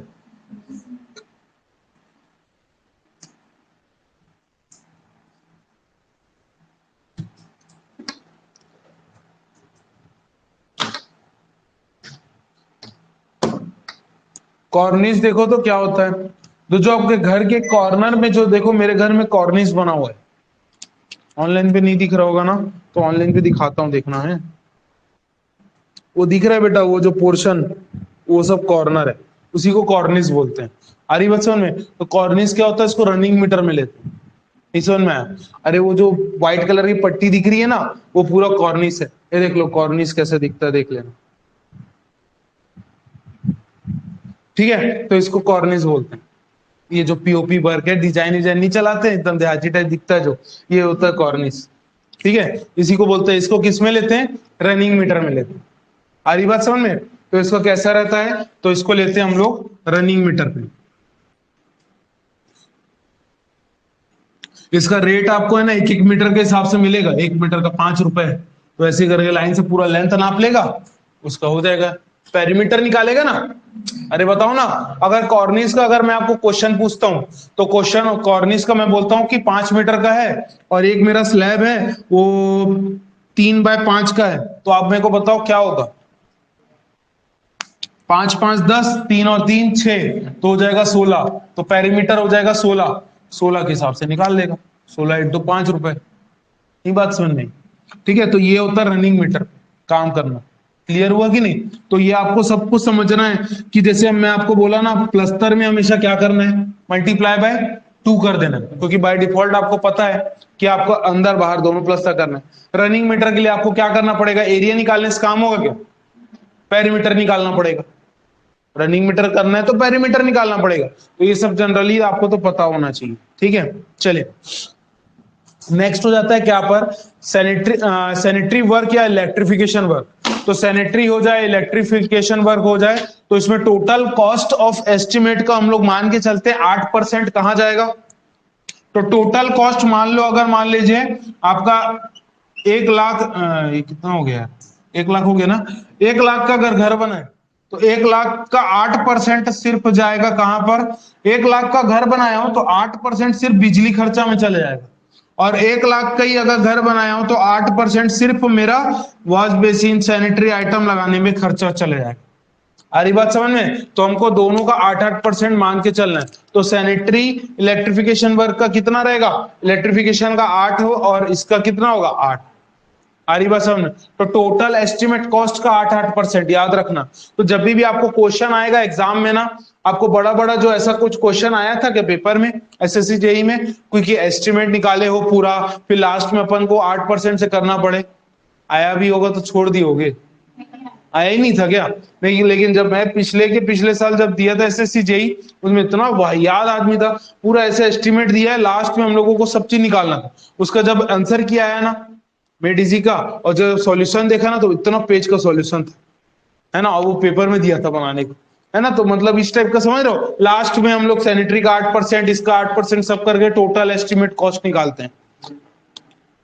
हाँ, CSV2 में आता है, वो जेई के ऑब्जेक्टिव क्वेश्चन में दिया था।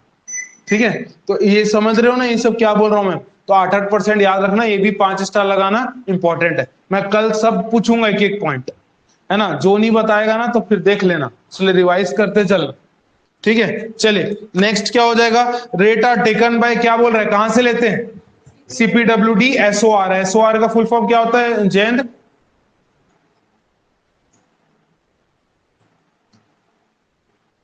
बता विजय, ए विजय बोला, अंजलि क्या होता है full form? Schedule of rate. ठीक है, चलिए अब आ जाते हैं कौन सा? Degree of accuracy. नेक्स्ट पे देखेंगे क्या? Degree of accuracy. अब ये भी इंपॉर्टेंट है।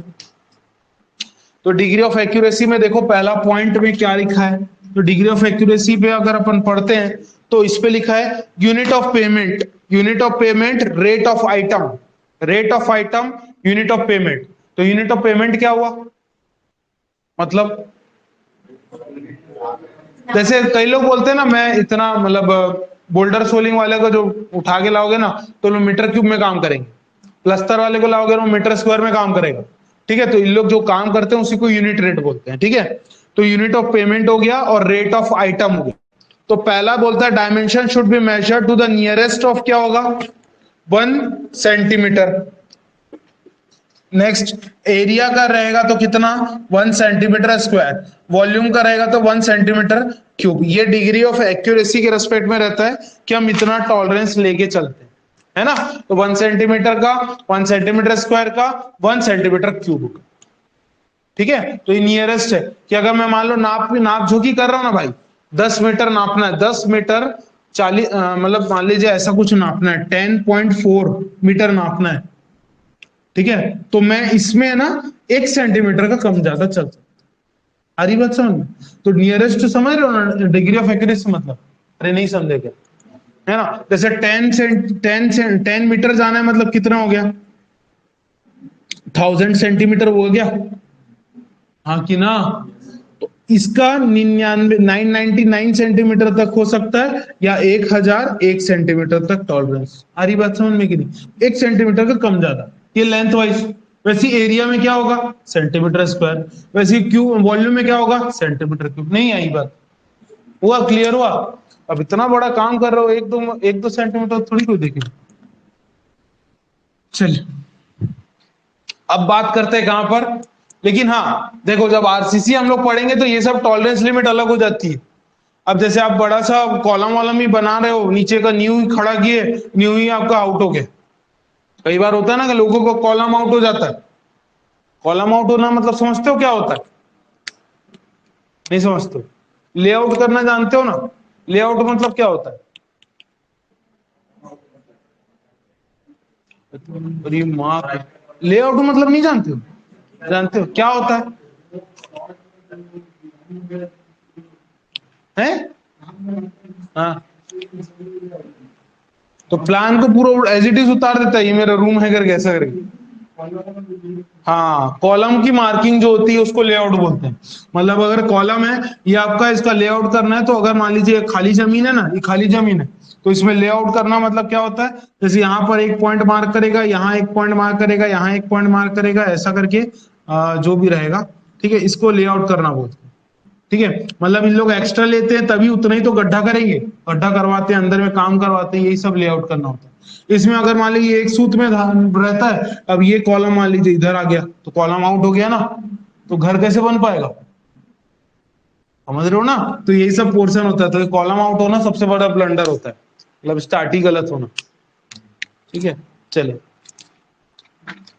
अब बात करते हैं वहां पर, इसलिए उस सब में टॉलरेंस नहीं देखा जाता। मेन जो छोटा मोटा काम है उसमें चलता है। तो 1 centimetre square, 1 centimetre cube, 1 centimetre, उसको मीटर में पूछेगा तो बन जाएगा ना? हाँ ठीक है। The thickness of, next point में लिखा है देखो, थिकनेस ऑफ स्लैब, पार्टीशन और a column, pillar, beam should be taken nearest to, क्या बोल रहा है कितना 0.005 मीटर। 5 स्टार लगाएंगे, बहुत ज्यादा इंपॉर्टेंट है, हद से ज्यादा इंपॉर्टेंट है, 5 स्टार लगाएंगे।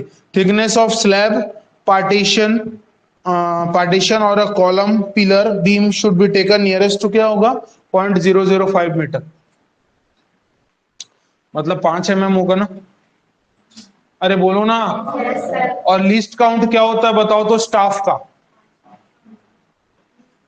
स्टाफ मतलब समझ रहे हो क्या होता है स्टाफ? अरे दूरबीन से देखते हो जो डंडी को, उसी को स्टाफ बोलते हैं। तो ये स्टाफ होता है, तो इसका 5 mm होता है ना, तो ऐसे भी याद रख सकते हो, है ना। तो ये आपको जनरली कितना होगा 0.005 मीटर का टॉलरेंस, मतलब 5 mm का टॉलरेंस चलता है। देखो यहाँ पर कितना था बेटा 1 सेंटीमीटर, कहां तक था नॉर्मल चीजों के लिए, लेकिन काय के लिए बोला, देखो कॉलम आया ना, कॉलम आया कि नहीं आया, तो इसके लिए मात्र 5 mm का टॉलरेंस है। 5 mm क्या होता है, कुछ भी चीज नहीं, छोटी सी चीज, तो इतना ही का बस देते हैं, उससे ज्यादा नहीं दे सकते, क्योंकि कॉलम आउट हो जाएगा तो पूरा एक्सेल, क्योंकि कॉलम एक क्या है मेंबर है, एक्सेल मेंबर है, पूरा काम उसका एक्सिस के हिसाब से ही होना है। अब मान लो ये कॉलम अगर मोटा सा है, ये एक्सिस ही खिसक गया तो कॉलम तो बकल मार जाएगा, है ना। एक कॉलम अगर खड़ा है, कॉलम का खुद ही एक्सिस के हिसाब से काम करता है कॉलम। अगर कॉलम के यहाँ पर मड़ाओगे तो बहुत अच्छा लोड लेगा। अब इसी बीम को अगर मान लीजिए यहाँ पर टिका दी हल्का सा, तो क्या होगा बताओ, पूरा ढह जाएगा कि नहीं। तो ये ऐसा बकल मार देगा, टूट जाएगा स्ट्रक्चर। इसलिए कितना एमएम का दे रहे हैं, 5 एमएम का। आई बात समझ में, ठीक है। चलिए,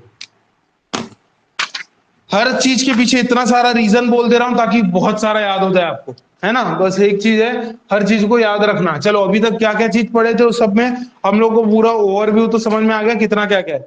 अब हम लोग जो यूनिट ऑफ मेजरमेंट पढ़ने वाले हैं, तो यूनिट ऑफ मेजरमेंट स्टार्ट करते हैं। चलिए, अब मेरे को एक बात बताना, हम लोग ने जो मेजरमेंट बुक पढ़ा था तो उसमें क्या क्या था। आइटम नंबर था, पर्टिकुलर्स था, मतलब जो डिस्क्रिप्शन लिखते हैं, numbers, length, width, height, quantity, ये हो गई। उसके बाद पढ़े थे एब्स्ट्रैक्ट। एब्स्ट्रैक्ट मतलब क्या होता है, अमाउंट, है ना। तो उसमें हम लोग जिसमें क्वांटिटी निकाले, अमाउंट निकाले, क्वांटिटी निकालते हैं मेजरमेंट बुक में, अमाउंट निकालते हैं एब्स्ट्रैक्ट। उसमें क्या क्या था, तो आपका सीरियल नंबर हो गया, डिस्क्रिप्शन हो जाएगा, क्या रहेगा बेटा, जो भी क्वांटिटीज रहेगा, क्वांटिटी, रेट, पर यूनिट के हिसाब से रेट, और लास्ट में अमाउंट, यही था। उसके बाद हम लोग क्या पढ़े कि हम लोग ने जैसे डीपीसी बारे में पढ़ा था, तो डीपीसी क्या था, मेन मेन जो चीज पढ़े वो से पूछ रहा हूं बस। डीपीसी में कितना कंक्रीट कितने का रहेगा, कितना मोटाई रहेगा, 2.5 सेंटीमीटर की मोटाई रहेगी। कौन सा ग्रेड का रहेगा, M20 ग्रेड का। वहीं पर अगर 2 सेंटीमीटर के डेप्थ में क्या रहेगा, सीमेंट मोटार, कितना रेशियो रहेगा, 1:2। ठीक। उसके बाद नेक्स्ट पढ़े थे हम लोग क्या, ये जो वीर मशीनरी वाला एकदम इंपॉर्टेंट क्या था, 0.1 मीटर स्क्वायर, 0.05 मीटर स्क्वायर, याद आ रहा है। 0.05 किसी बीम बीम वाला था, वो 1 वाला डिडक्शन वाला है। उसके बाद लास्ट वाला क्या था, 10 सेंटीमीटर डेप्थ। प्लास्टरिंग आरसीसी में लोगे, दोगे पैसा प्लास्टरिंग का, नहीं देंगे। उसके बाद क्या पढ़े थे, प्लास्टरिंग और क्या बोलते हैं, पॉइंटिंग के लिए क्या पढ़े थे उसमें, पॉइंट, पहला पॉइंट बोलो ना, नो डिडक्शन रहेगा ये सब के लिए। फिर क्या रहेगा, 0.5 मीटर स्क्वायर का रेस्पेक्ट में था, फिर 0.5 से 3 मीटर स्क्वायर में एक फेस का, उसके बाद 0.3 से ज्यादा तो दोनों फेस। क्लियर है। उसके बाद आपने जो पढ़ा था वो क्या था कि इलेक्ट्रिफिकेशन और सैनिटरी कितना लेंगे, 8% लेंगे। उसके बाद आप लोग पढ़े थे कि नियरेस्ट कितना लेंगे, एक्यूरेसी रहेगा। एक डायमेंशन नापना है तो 1 सेंटीमीटर का, एरिया नापना है तो, और वॉल्यूम के लिए 1 सेंटीमीटर क्यूब। मीटर में देख लेना, मीटर के रेस्पेक्ट में पूछेगा। उसके बाद क्या आएगा, जो थिकनेस ऑफ स्लैब हो गया, आपका कॉलम हो गया, पार्टीशन, जो मेन मेन चीज है उसका के लिए कितना रहता है, 5 mm का टॉलरेंस होता है। ठीक है। चलिए,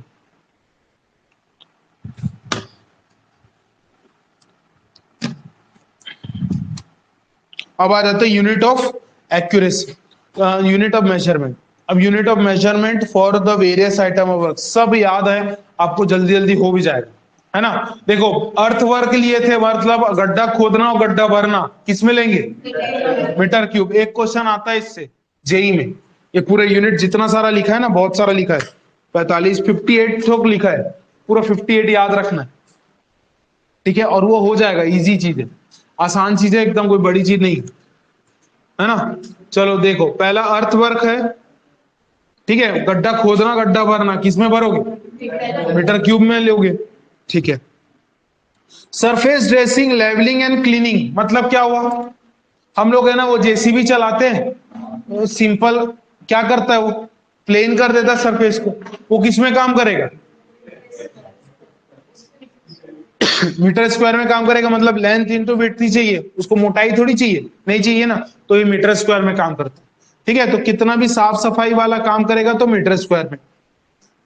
कटिंग ऑफ ट्री, इसको गिनते हैं ना, एक पेड़ काटे, 2 पेड़ काटे, कितना पेड़ कट रहा है, तो उसको गिन रहे हैं। ठीक है, तो ये number of cutting of trees हो गए। ठीक है ना। उसके बाद क्या आएगा, क्वेरिंग ऑफ स्टोन और बिल्डर, सॉरी बोल्डर। बोल्डर का क्या होगा, बोल्डर को जो हम लोग लेते हैं वो किस में लेते हैं, मीटर क्यूब में लेते हैं। बोल्डर का साइज पता है ना कितना होता है, 300 से ज्यादा, ऐसे है ना, अड़े टाइप बात नहीं करना है।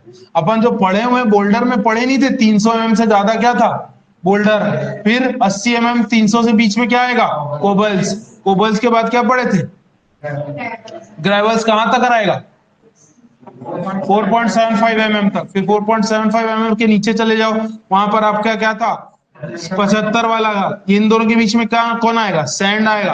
75 से 2 माइक्रोन तक कौन आएगा, सिल्ट आएगा। फिर 2 माइक्रोन से कम वाले तक कहां तक आएगा, 0.2 माइक्रोन तक कौन आएगा, क्ले। जिसके नीचे कौन आता है, कोलाइडल पार्टिकल। इससे तो बात करो ना टेक्निकली टाइप, तुक्का थोड़ी मारना है। ठीक है, तो 300 के ऊपर वाले अपन जनरली क्या मानते हैं, उसको बोल्डर मानते हैं। ठीक है, सब चीज को ऐसे पढ़ना है कि सबको एक दूसरे से रिलेट कर देना। ठीक है, चलिए उसके बाद आ जाता है कौन सा आपका, बोल्डर हो गया। अब आ जाता है कौन सा आपका, लाइम कंक्रीटिंग इन फाउंडेशन। तो कंक्रीट आ गया वर्ड, तो कितना मारेंगे, मीटर क्यूब। कंक्रीट में सीधा मीटर क्यूब। ठीक है, तो सीमेंट कंक्रीट तो मीटर क्यूब, आरसीसी तो मीटर क्यूब। आरसीसी इन छज्जा और सनशेड, छज्जा वज्जा बनाते हैं उसको भी किसमें लेंगे, मीटर क्यूब। आरसीसी आया मतलब मीटर क्यूब है।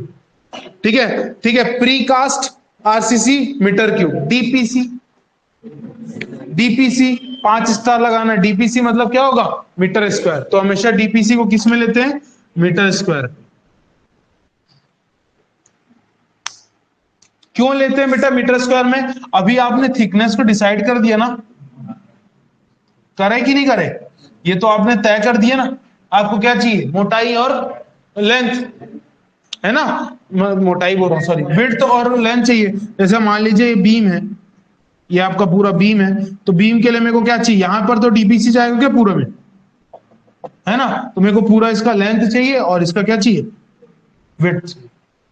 ठीक है, इसलिए इसको मीटर स्क्वायर में लेते हैं। हरी बात समझ में। उसके बाद आएगा brick work. Brick work in foundation, plinth work और सुपर स्ट्रक्चर। तो ब्रिक वर्क को किस में लेंगे, मीटर क्यूब में। ठीक है, तो देखो क्या बोल रहा है, सुपर स्ट्रक्चर, फाउंडेशन, प्लिंथ पे जितना भी ब्रिक वर्क होगा सब मीटर क्यूब में आएगा। नेक्स्ट आ जाता है honeycomb brick work. Red pen से मार्क करना 13वां वाले पॉइंट को। Honeycomb brick work metre square में। हनीकॉम ब्रिक वर्क क्या होता है बताइए तो। बहुत वाहियात दिखता था पहले जो यूज करते थे। देखो मान लो यहां पर ये ईटा है, ये ईटा रहेगा, यहां पर क्या होगा, यहां पर ईटा रहेगा, ये खाली, यहाँ ईटा रहेगा, ये खाली, यहाँ ईटा रहेगा, ये खाली। अरे समझे, ऐसे मधुमक्खी का छत्ता बनाना।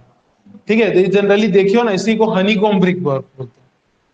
अच्छा नहीं दिखता ना, ये मजबूती भी नहीं होती, लेकिन लोग ईटा बच जाएगा करके बाउंड्री वॉल के लिए जनरली यूज करते हैं। इसका घर थोड़ी बनाएंगे, तो दिखेगा ना कौन क्या कर रहा है ना, तो इसका घर नहीं रहेगा, ये बाउंड्री वॉल के लिए यूज होता है। ठीक है, किसमें यूज करेंगे, मीटर स्क्वायर में। हनीकॉम मीटर, है ना, हनीकॉम वाला याद रखना, क्योंकि ये पूछा हुआ है पेपर में, 13वां पॉइंट। ठीक है, जो जिसको स्टार मार्क करूंगा वो पूछा हुआ है। डीपीसी पूछा है, मीटर स्क्वायर रहेगा। ठीक है, चलिए अब आ जाता है हाफ ब्रिक वॉल या पार्टीशन वॉल। इसको किस में नापते हैं, मीटर स्क्वायर में। हाफ ब्रिक वॉल बोल रहा है या पार्टीशन वॉल। एक ईटा का होता है, जैसे मान लीजिए ये आपका ईटा का साइज है ना, ये ईटा है। ईटा का साइज जनरली हम लोग कितना लेते हैं, 19 9 और ये 9 19 9 9 करके लेते हैं ना। ठीक है, वो कौन सा मीटर में, सेंटीमीटर, ऐसे यूनिट बोलो ना। ठीक है, तो सेंटीमीटर। ठीक है, तो ये जनरली हम लोग लेते हैं। तो अब इसमें क्या है, ध्यान से समझना, एक ईंटे की दीवार और आधे ईंटे की दीवार क्या कहलाती है। आधे ईंटे की दीवार और एक ईंटे की दीवार को थोड़ा सा कंफ्यूजन होता है, दोनों को समझना। अब जैसे मान लीजिए ये ईंटा है ना, ये मान लीजिए फोन एक ईंटा है। ये ईंटा को मैं अगर ऐसे करके जुड़ाई कर रहा हूं ना, तो ये मेरी एक ईंटे की दीवार होगी। हरी बात समझ में, ऐसे करके जुड़ाई कर रहा हूं तो एक ईंटे की होगी, और ऐसे करके जुड़ाई करूंगा तो क्या कहलाएगी, आधे ईंटे की दीवार। आरिसवन में ना, तो अपन समझ जाएंगे, सब ब्रिक वर्क में, बिल्डिंग मटेरियल में पढ़ेंगे। लेकिन अभी अपन समझ रहे ना, ऐसे करके जुड़ाई कर रहे हैं तो आधे ईंटे की, और ऐसे करके जुड़ाई करेंगे, सॉरी ऐसे करके जुड़ाई करेंगे तो एक ईंटे की। आरी बात समझ में। ठीक है, तो आधा ईंटा का जब भी दीवार होता है, इसको हम लोग पार्टीशन वॉल के लिए यूज करते हैं। जनरली जितना भी आपका बाथरूम होगा, बाथरूम या टॉयलेट रूम, ये सब जो होता है, ये सब पार्टीशन वॉल से बनता है। मतलब एक ईंटे की दीवार होती है, उसमें कभी भी आप मोटा दीवार नहीं पाओगे। हमेशा एक ईंटे की दीवार, सॉरी आधे ईंटे की दीवार होती है। आ रही बात समझ में? तो आधे ईंटे की दीवार मतलब क्या होगा, इसका आधा नहीं कर देना, मतलब क्या है, ईंटा को मुंह को बदल देना है। एक होता है ना ये सामने वाले को क्या बोलते हैं, हेडर, और ये होता है स्ट्रेचर।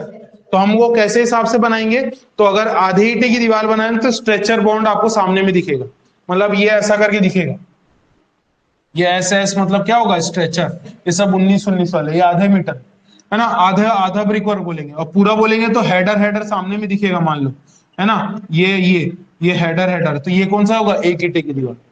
ये सब थोड़ा सा समझ रहे हो ना मैं क्या बोलना चाह रहा हूँ, ठीक है। तो ये थोड़ा सा जानना है। तो ब्रिक वॉल, पार्टीशन वॉल जो होती है, ये सब आधा मीटर वाला, तो इसको किस में नापेंगे, मीटर स्क्वायर पे, इसलिए इंपॉर्टेंट है, इसको भी स्टार मार्क करना। हाफ ब्रिक वॉल या पार्टीशन वॉल को मीटर स्क्वायर में नापेंगे। उसके बाद आता है reinforced brick work, reinforced brick work को मीटर क्यूब में। अब ये रेनफोर्स्ड आ गया, तो अब आपको पता है कि नहीं, ईंटा जुड़ाई में भी हम लोग सरिया डालते हैं, नहीं पता होगा तो जितने भी अगर अच्छे खासे फॉरेन में जितने बिल्डिंग बनते हैं ना, उसमें हर ब्रिक वर्क में है ना सरिया डाला जाता है, मतलब रेनफोर्स ब्रिक वर्क, समझ में आया? तो ब्रिक वर्क मतलब ईटा जुड़ाई करे, उसके बीच में एक छड़ बिछा दिए, फिर ईटा जुड़ाई करे, फिर छड़ बिछा दी, आ रही बात समझ में? उसको बोलते हैं रेनफोर्स ब्रिक वर्क। उसको किस में नापेंगे, मीटर क्यूब में, ठीक है ना। उसके बाद आ जाता है कौन सा, कोपिंग एंड ड्रिप कोर्स।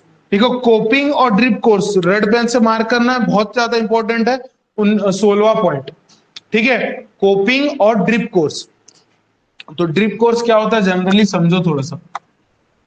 मान लो जैसे ये आपका क्या है, छज्जा है, ये क्या है जी, छज्जा। छज्जा से देखो पानी ऐसे टपकता हुआ आता है और ऐसे गिरता है क्या, अरे बताओ ना। और पानी तो सरफेस टेंशन है, अरे बोलो, तो सरफेस से चिपकता हुआ जाते हुए ऐसे करके गिरता है, देखे हो, नहीं देखे हो? तो कई बार ऐसा लगता है ना, खिड़की बनाए कोई मतलब नहीं, पानी तो अंदर ही आ रहा है, नहीं देखे हो? छज्जे के देखना, जब भी सील है ना, जो सील, अब तो सील लेवल समझ गए होगे, यहां पर आपको पानी की बूंद दिखेगा जब भारी वर्षा होगी। तो ऐसा पानी अगर छींटा मार रहा है उसकी बात नहीं कर रहा हूं, पानी ऐसा चिपकता हुआ जो ऐसे सरफेस से होते हुए आता है, क्यों आ रहा है, क्योंकि सरफेस टेंशन। चिपकता हुआ यहाँ आके जो गिर जाता है ना, तब आपको एकदम वो नहीं होता, पानी पानी टाइप का दिखता है यहाँ पर, ये क्यों होता है, अपन यहाँ पर ड्रिप कोर्स नहीं प्रोवाइड कर रहे हैं इसलिए। अब क्या हो रहा है, तो सिंपल से देख रहा, पानी चिपकता हुआ निकल जाता है। ड्रिप कोर्स करना मतलब क्या होता है, यहाँ पर एक तो अपन एक छेद दे देते हैं, देखना पूरे घर पे बना हुआ है, ठीक है, यहाँ पर क्या करते हैं, छेद दे दिया, मतलब हम लोग उसका रास्ता में क्या कर दिया, हर्डल ला दी। तो अब यहां से आएगा, ऐसे आया, और ये बूंद क्या होगी, ऐसे करके टिपक गई, यहीं पर गिर जाएगा, यहां तक आएगा नहीं, इसी को बोलते हैं ड्रिप कोर्स देना। आई बात समझ में कि नहीं? तो इसको क्या बोलेंगे हम लोग, ड्रिप कोर्स। आपके हर घर में देखोगे जनरली पाओगे, ठीक है। ड्रिप कोर्स क्या होता है समझ में आया, एक छोटा सा ऐसा एक नाली टाइप बना देंगे, लेकिन एकदम ऐसा भी नहीं रहता, एकदम पतली सी लाइन रहती है, उसी को बोलते हैं ड्रिप कोर्स। आरी बात समझ, यहां से भी दिख रहा होगा पीछे तरफ, है ना, बाहर में देख रहोगे, यहां पर भी दिख जाएगा, है ना, तो ड्रिप कोर्स वही होता है, क्लियर है? तो ड्रिप कोर्स को किस में नाप रहे हैं बताओ, इसमें मीटर में चल रहा है ना, तो ये मीटर है। अब इसका पैसा ऐसा नहीं लेते हैं लोग, ऐसी फ्री में कर देते हैं। ये क्या है, ऐसे तो कैरियर बनाना है ना, एक धार मारना है बस, और कुछ। चलो नेक्स्ट ये हो जाता है ड्रिप कोर्स। कोपिंग इसको किस में लेंगे, मीटर में रहेंगे, रेड पेन से मार्क करेगा, ये पूछा जाता है कोपिंग और ड्रिप कोर्स, क्लियर है? उसके बाद क्या होता है, कॉर्निस। कॉर्निस तो पता चल गया था, कॉर्नर किस में ले रहे हैं, मीटर में ले रहे हैं। उसके बाद स्टोन मेशनरी, मेशनरी आया, स्टोन का आया, तो क्या आएगा, मीटर क्यूब।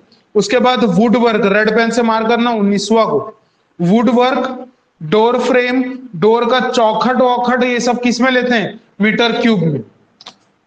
चौखट जो बिकता है ना, वो उसके मेन उसके मोटाई के हिसाब से बिकता है, आ रही बात समझ में? चौखट जो होता है, चौखट तो समझ रहे हो ना, तो ये जो मेन डोर का जो फ्रेम होता है, ये उसकी मोटाई के हिसाब से बिकता है, ये जितना मोटा होगा उतना ज्यादा पैसा लेता है, ठीक है। तो इसके लिए हम लोग इसलिए इसको इसमें किस में लेते हैं, इसको मीटर क्यूब में लेते हैं, याद रखना इस पॉइंट को।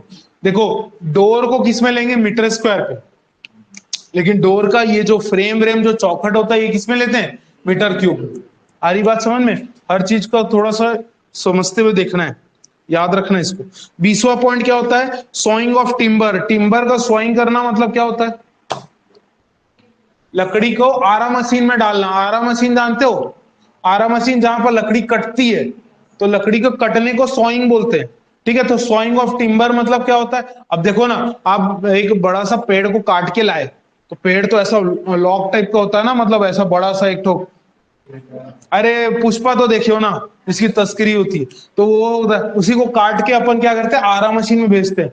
तभी वो कैसे ऐसे स्लाइस में ऐसा रहता है ना, ये कैसे एक स्लाइस में कटेगा, तो इसी को अभी ऐसा टाइप का एक पतला सा बत्ता बन गया ना, तो इसी को बोलते हैं सॉइंग करना।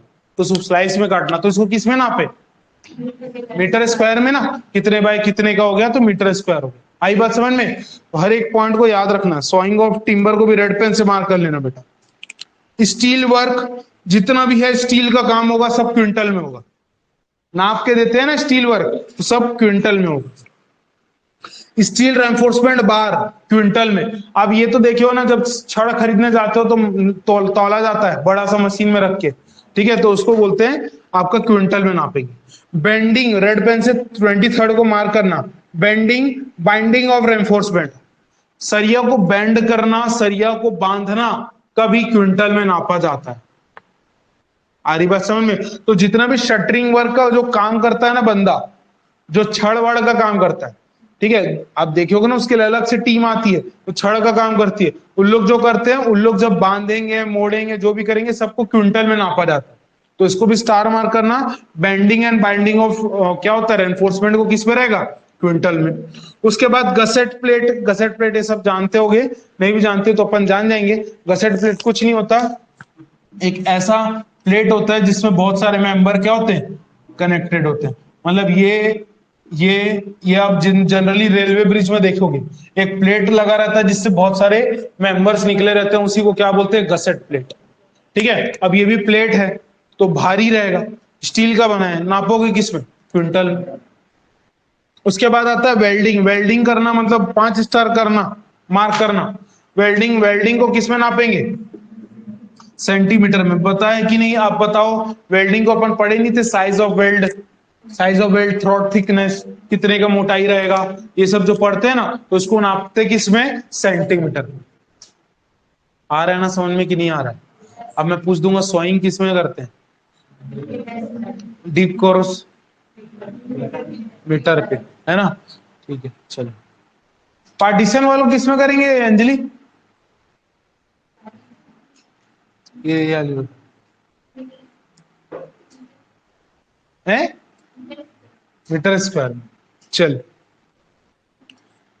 नेक्स्ट आ जाता है रिवेट, बोल्ट, नट बोल्ट, ये सब रहेगा, इसको रेड पेन से मार्क करना, ये भी पूछा हुआ है। आप जाते हो ना खिला लेने, कैसे देता है, गिन के देता है, खिला को तौल के देता है ना, तो क्विंटल में आएगा। ठीक है, तो बोल्ट, रिवेट्स ये सब क्या आएगा, ये आपको क्विंटल में आएगा। Next rolling shutter. Rolling shutter मतलब जो आपको दुकान में शटर लगा रहता है, वो किस में रहेगा, मीटर स्क्वायर में। अब देखो 28 वाले को स्टार मार्क करना। स्टील डोर और विंडो को किस में नापा है, मीटर स्क्वायर में। बेटा याद रखो, ये स्टील डोर है और विंडो स्टील का बना हुआ है, स्टील को अपन किस में नापे, मीटर स्क्वायर में। स्टील का क्या होता है, मोटाई होती है क्या, अरे यार वो जो पहले जमाने में स्टील, ये सब पुराना बीएन दत्ता अभी बना हुआ है क्या बुक, पुराना है ना, तो पुराने जमाने में जो यूज करता था उसी के हिसाब से चल रहा है। ठीक है, तो स्टील डोर जो पतला सा जो रहता है ना स्टील का, तो उसको किस में नापते हैं, मीटर स्क्वायर में। तो इस पॉइंट को मार्क करना। चौखट रहेगा तो किस में रहेगा, वो चौखट किसका रहेगा, स्टील का, वुड का।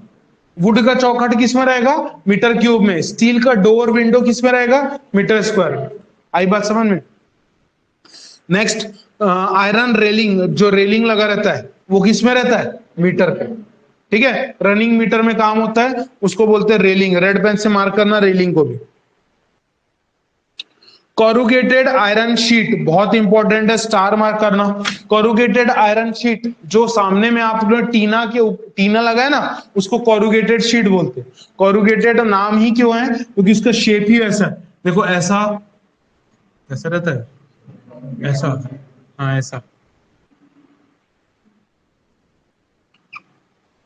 ठीक है, ऐसे करके जो शीट बनती है ना, समझ रहे हो ना, इसी को बोलते हैं कोरुगेटेड शीट, जो टीना वाली शीट लगती है। ठीक है, अभी ऐसा है, पहले कैसा यूज होता था, ऐसे वाले, अरे बताओ ना, ये सब नहीं देखियो। ठीक है, तो इसी को बोलते हैं। तो कोरुगेटेड शीट समझ में आया, इसको किस में नाप रहे हैं, मीटर स्क्वायर। ठीक है ना, उसके बाद आ जाता है कौन सा, सीलिंग, टिम्बर और एसी शीट। तो ये शीट वीट जो भी आएगा बेटा, वो सब किस में आएगा, मीटर स्क्वायर में। रेड पेन से 32 को मार्क करना, स्टार मार्क करना। सेंटरिंग, शटरिंग और फोमवर्क किसमें नापेंगे, मीटर स्क्वायर। सेंटरिंग को, शटरिंग को, इनको बोलते हैं मीटर स्क्वायर। अच्छा, सेंटरिंग और शटरिंग में क्या अंतर है बताओ तो।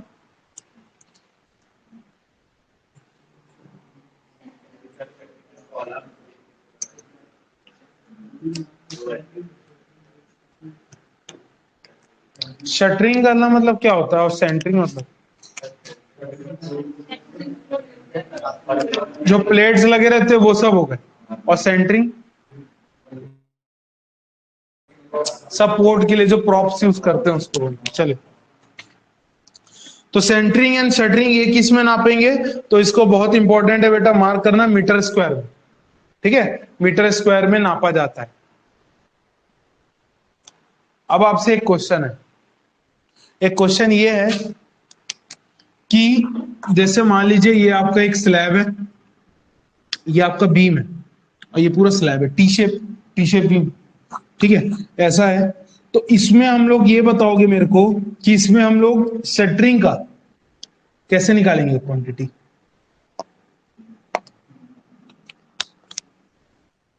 शटरिंग का कैसे निकालेंगे क्वांटिटी,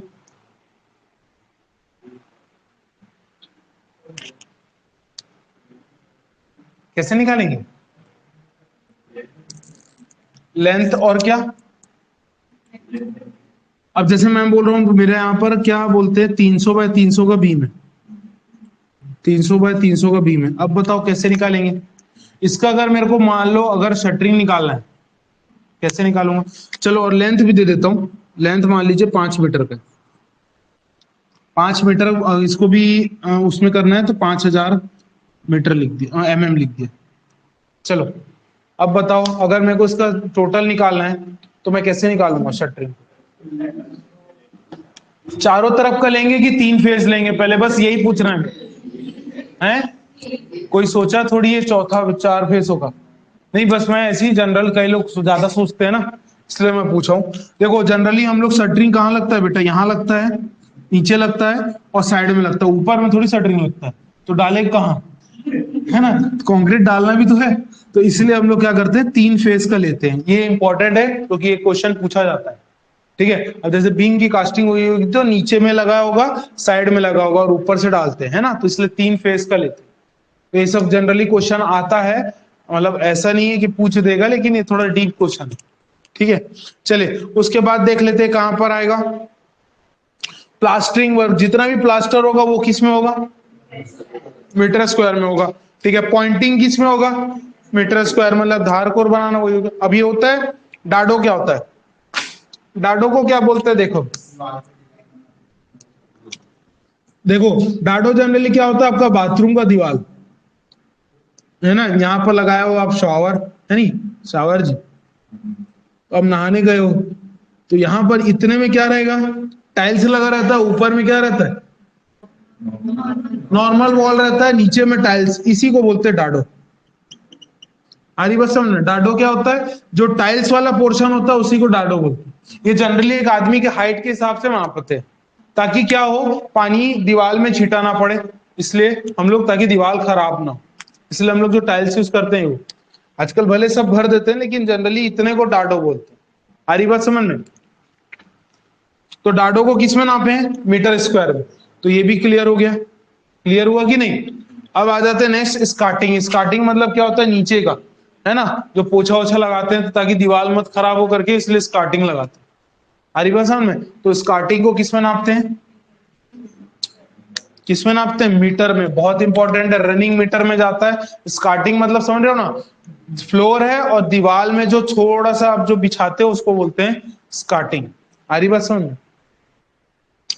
तो वो होगा किसमें, मीटर पे, रनिंग मीटर पे बोलते हैं, ठीक है ना।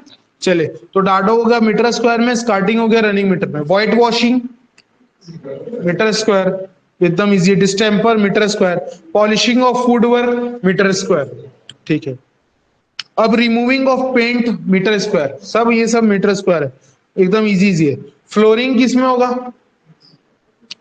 फ्लोरिंग, फ्लोरिंग करना है मेरे को, फ्लोरिंग करना है तो क्या होता है, मीटर स्क्वायर। मेरे को लेंथ चाहिए और विड्थ चाहिए, बस हाइट थोड़ी चाहिए, हाइट तो स्पेसिफिक रहता है कि आप जितना भी ले लो, ठीक है। तो फ्लोरिंग क्या होगा, मीटर स्क्वायर। यहां पर लिखा भी है देख लो, स्टैंडर्ड 2.5 सेंटीमीटर फ्लोरिंग सीसी, है ना। तो आपको लेंथ और विड्थ चाहिए, metre square.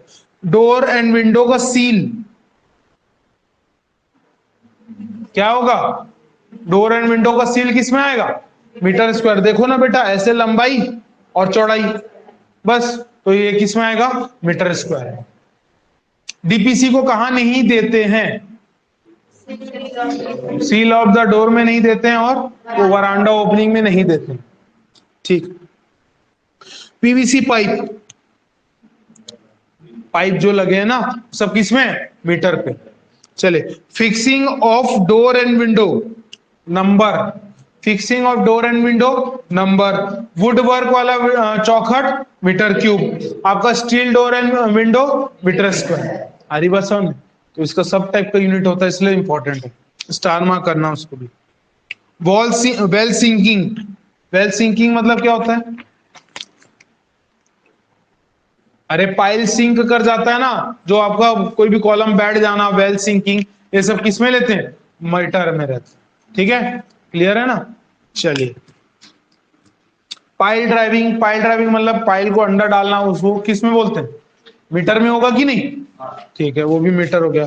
ब्यूटिमिनस road surfacing, ब्यूटिमिन road किसमें रहेगा, मीटर स्क्वायर, रेड पेन से मार्क करना बहुत इंपॉर्टेंट। डामरीकरण करना मीटर स्क्वायर में, उसके लिए विड्थ चाहिए और लंबाई चाहिए, बस। डिसमेंटलिंग इंपॉर्टेंट है, डिसमेंटलिंग करना मतलब घर को तोड़ना, तो उसको किस में तोड़ेंगे, मीटर क्यूब में। जो भी डबरी निकलेगा उसको उठा के फेंकोगे ना, तो फेंकना फिर वही हो गया, मीटर क्यूब, एक्सकवेशन वाला, ठीक है। चलिए, grouting of cracks and joint किसमें करेंगे, मीटर में। ये इसको भी स्टार मार्क करना, जितने भी जॉइंट्स वॉइंट्स होते हैं, मान लो दीवार में क्रैक आ गए तो उसको मशीन से भरा जाता है ना, तो जो भरा जाता है उसी को मीटर के हिसाब से, लंबाई के हिसाब से उसको गिना जाता है, फिर भरते हैं, ठीक है। तो क्या आएगा, ये मीटर पे आएगा। रेड पेन से मार्क करना 49 को भी। Electric wiring and electrification light points, तो अपन क्या करते हैं, वो डब्बी छोड़ नहीं देते, अंडरग्राउंडिंग, अंडरग्राउंड जो होता है वायरिंग, तो लोग डब्बा डब्बा छोड़ देते, तो उसको पॉइंट के हिसाब से पैसा लेते, ठीक है। तो उसी को बोलेंगे हम लोग क्या, electric wiring and electrification light के लिए हम लोग पॉइंट कितना लेते हैं, परसेंट, 8%। वाटर वॉश बेसिन और वाटर क्लोजेट, तो ये तो पता है कितना ठो वाटर क्लोजेट या कितना ठो वॉश बेसिन लगेगा, तो नंबर्स में आएगा। Supply of bricks, red pen से मार्क करना 52 को। ब्रिक का सप्लाई हम लोग परसेंटेज नंबर पे करते हैं, परसेंटेज के रेस्पेक्ट में होता है, ठीक है, वो हमारे काम का नहीं है। सप्लाई ऑफ सैंड कितना होगा, मीटर क्यूब में, अरे मीटर क्यूब में आता है ना सैंड, ठीक है। सीमेंट किस में आएगा, बैग में आएगा, ठीक है। टिम्बर किस में आएगा, मीटर क्यूब में आएगा। स्टील किस में आएगा, क्विंटल में आएगा। रेड पेन से बहुत इंपॉर्टेंट 57 को मार्क करना। ब्यूटीमीन और टार बहुत ज्यादा इंपॉर्टेंट है, जितने भी ब्यूटीमीन, डामर आमर को किसमें लाते हैं, ड्रम में लाते हैं, ड्रम में लाते हैं मतलब नापा जाता है, वेट रहता है उसका, तो उसको टन में नापते हैं, ठीक है। तो ब्यूटीमीन हो गया और आपका टार हो गया, ये जनरली अपन ड्रम देखे ना, ड्रम है ना, तो उसमें नापा जाता है, तो इसके लिए जनरली किस में नापते हैं, इसको टन में नापते हैं, बहुत इंपॉर्टेंट है, स्टार मार्क करना, एसएससी जेई में पूछा हुआ है। नेक्स्ट आ जाता है एक्सप्लोजिव फॉर ब्लास्टिंग, ब्लास्ट करना है तो किसको, केजी में लाते हैं, बारूद, बारूद जो आता है ना, तो केजी में लाया जाता है, हो गया। चलिए, तो बस इतना ही सारा था, 58 ठो, और मेरे हिसाब से ये सब इजी है ना, बन जाएगा ना, एक बार जल्दी से रिवाइज करो तो उसको।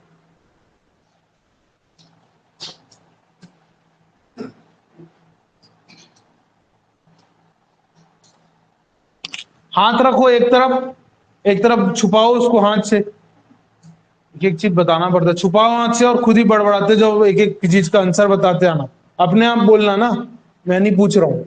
ठीक है, एक एक चीज को पूछना, जो भी गलत रहेगा उसको मार्क कर लेना, क्या है कितना याद हुआ उसी से समझ में आ जाएगा।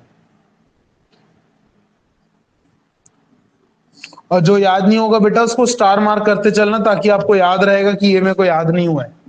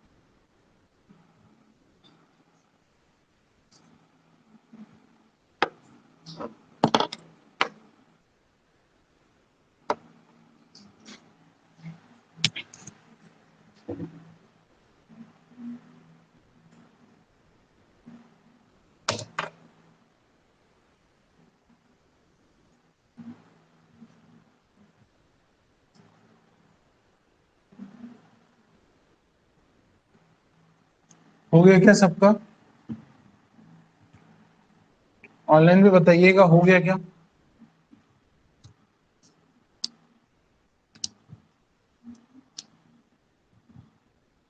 कितने को कितना याद नहीं हुआ है, मतलब नंबर मैक्सिमम कितना हो सकता है?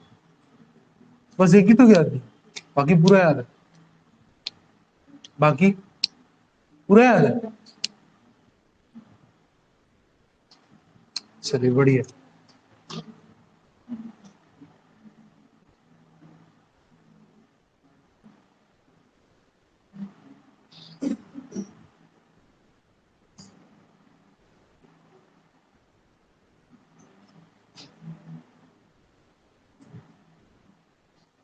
कविता का 3 गलत हो गया, बाकी सबका पूरा पूरा सही है।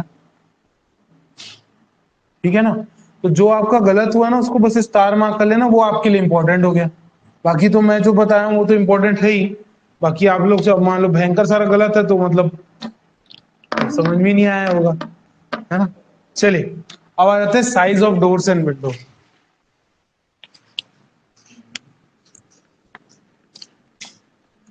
बाकी मैं बीच बीच में पूछता रहूंगा तो याद रहेगा, उसका टेंशन मत लेना, बीच बीच में ऐसे पूछ दूंगा तो याद रहेगा सब चीज।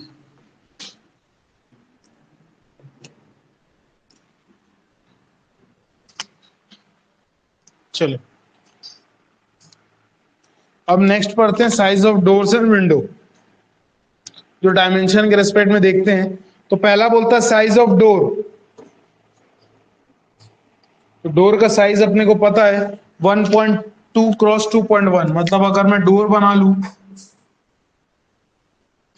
तो डोर का साइज कितना होता है, तो ये अगर मान लीजिए ये है तो ये 1.2 मीटर होगा, ये 2.1 मीटर, और ये जनरली स्टैंडर्ड साइज है ना, ये जनरली अपन मान के चलते हैं। चलिए,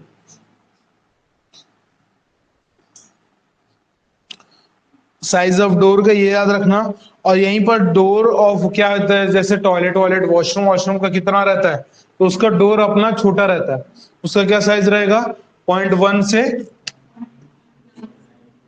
1.8 मीटर। ये सब पूछा हुआ है बेटा पेपर में, याद रखना, 0.9 से 1.8, और ये 1.2 से 2.1, याद रखना है ना।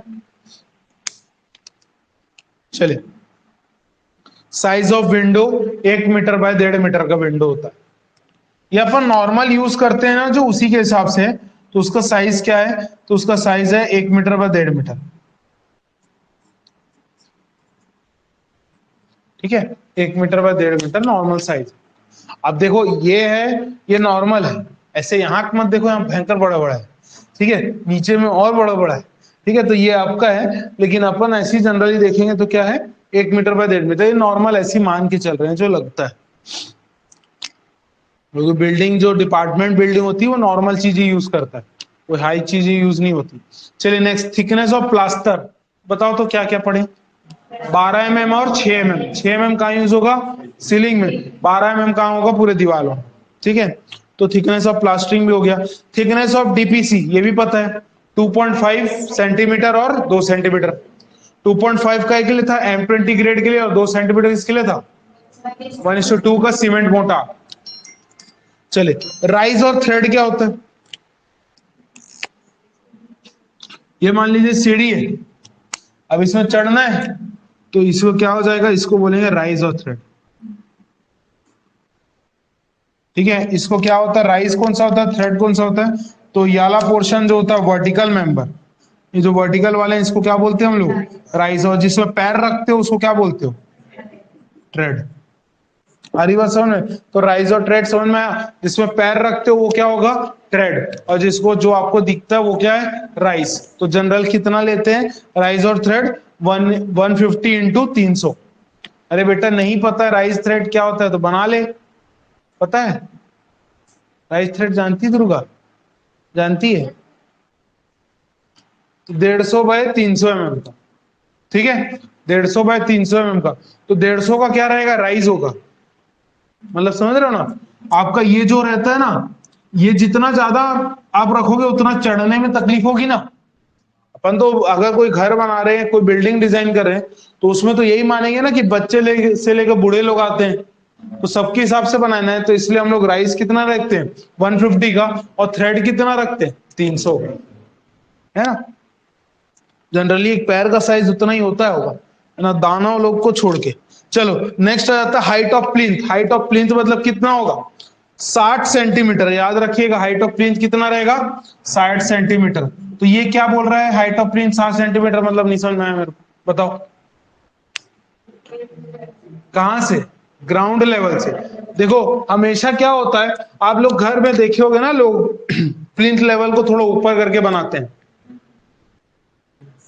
क्यों बनाते हैं, ताकि जब पानी बरसात हो सामने में अगर भर जाए तो पूरा पानी आपके घर के अंदर हो जाएगा, अगर आप नीचे में बनाओगे, नहीं समझे, तो इसलिए हम लोग थोड़ा उठा के बनाते हैं। और ये जनरली जैसे मान लीजिए आपका ग्राउंड लेवल है ना, ग्राउंड लेवल से आपका जो प्लिंथ बीम आएगा वो नॉर्मली उसका टॉप, क्योंकि प्लिंथ से ही तो फ्लोर पिचता है क्या, यही तो आपका फ्लोर लेवल होगा ना, तो यहां से जनरली अपन 60 सेंटीमीटर नाम के चलते हैं, लेकिन आजकल जैसा पानी गिरता है उसके हिसाब से अब हम लोग इसको बढ़ा दिए, है ना, अब सबका घर ऊंचे में रहता है ना, कोई नीचे नहीं बनाता, नीचे बनाओगे तो यहाँ पानी पूरा अंदर चले जाएगा, है ना, ठीक है। चल नेक्स्ट आ जाता है हाइट ऑफ बिल्डिंग, बिल्डिंग का हाइट कितना रहता है 3.6 सेंटीमीटर, सॉरी मीटर, 3.6 मीटर का होता है बिल्डिंग, सेंटीमीटर में कैसे हो सकता है यार, ठीक है, तो 3.6 मीटर, और अगर ऐसा बोलेंगे तो 10 से 12 फीट, 10 से 12 फीट का क्या रहेगा आपका हाइट रहता है, मतलब एक ये सिंगल स्टोरी बिल्डिंग की बता रहा हूँ। मतलब ये जैसे मेरे को एक कमरा है तो एक कमरे का हाइट रहेगा 10 से 12 फीट, और अगर बढ़ा लोगे तो ये ऐसे बिल्डिंग के हिसाब से बोलोगे तो ये पहुंच जाएगा आपका कोई 15 से 16 फीट इस टाइप का। ठीक है, ये सिंगल स्टोरी का स्ट्रक्चर। तो ये 3.6 मीटर याद रखिए। क्लियर वो? तो ये भी साइज आपको ये भी इंपॉर्टेंट रखना है याद, जिसमें से आपको मैक्सिमम चीज याद हो गई है। जैसे मैं आपको विंडो को पूछूंगा तो बता दे भाई। हाँ बता। 1 बाय 1 बाय 1.5। ए विजय, वॉशरूम का कितने का है? 0.9 से 1.8।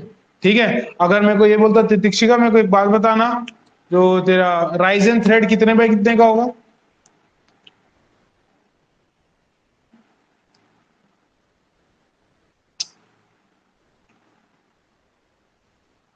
जनार्दन, 150 बाय 300 का। ठीक है, चलिए तो यहां तक क्लियर है, याद रहेगा। चलो आगे बढ़ते हैं। अब आते हैं स्टैंडर्ड साइज ऑफ क्या है, ब्रिक्स। तो मॉडुलर जो होता है standard modular brick, actual size पूछेगा तो कितना होगा बेटा? 19/9। एक्चुअल साइज बोलेगा तो 19/9/9 सेंटीमीटर का आपका ये स्टैंडर्ड साइज है जो जनरली अपन पूछते हैं। ठीक है, अब वहीं पर अगर यहाँ पर लिखा है नॉमिनल साइज, नॉमिनल साइज कितने का है? तो 20 10 10 का है। तो 20 क्रॉस 10 क्रॉस 10 सेंटीमीटर का है।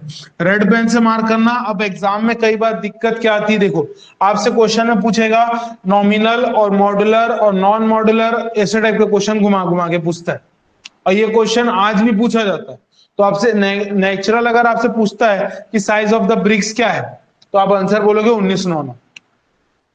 अगर आपसे बोलता है नॉमिनल साइज, क्या बोल रहा हूं मैं, नॉमिनल साइज बोलेगा तो उसका साइज कितना होगा? 20 10 10 याद रखेगा।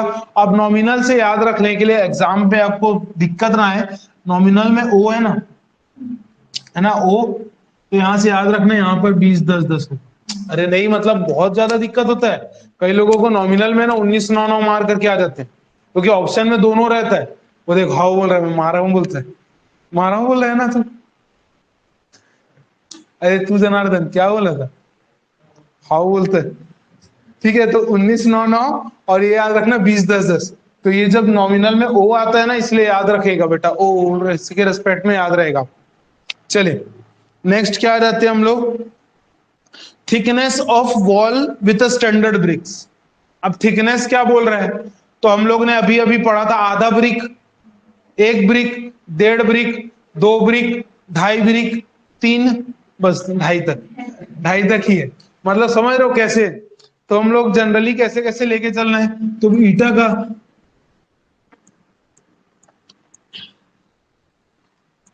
बोलते नहीं ऐसे 4 इंची वॉल, 8 इंची वॉल, ऐसे नहीं बोलते। तो 4 इंची मतलब क्या होता है? आधा ब्रिक।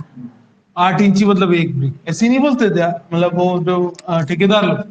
ठीक है, तो ये होता है आधा ब्रिक, 1 ब्रिक, 1.5 ब्रिक, 2 ब्रिक और 2.5 ब्रिक, बस इतना ही याद रखना है। मतलब समझ रहे हो, आधा ब्रिक मतलब कौन सा होगा? 10 सेंटीमीटर। ठीक है, 1 ब्रिक मतलब क्या होगा? 20 सेंटीमीटर। अब ये 20 कहां से आया? नॉमिनल वाला। हम लोग देखो 19/9/9 और 20 10 10 में अंतर क्या है पता है? जैसे हम लोग जैसे मॉड्यूलर साइज बोलते हैं, मॉड्यूलर मतलब क्या होता है? जो मॉडल में डालते हैं, मतलब आपको जो सांचा सांचा में डाला जाता है। अब बताओ ना, सांचा तो थोड़ा मतलब जो अंदर का मटेरियल रहेगा उसको तो थोड़ा छोटा रखना पड़ेगा ना, तो तुझे सांचे से बाहर कैसे निकलेगा? अरे यार समझ रहे हो ना, तो थोड़ा तो छोटा साइज रखेंगे, तो उसी के रेस्पेक्ट में सोचते हैं।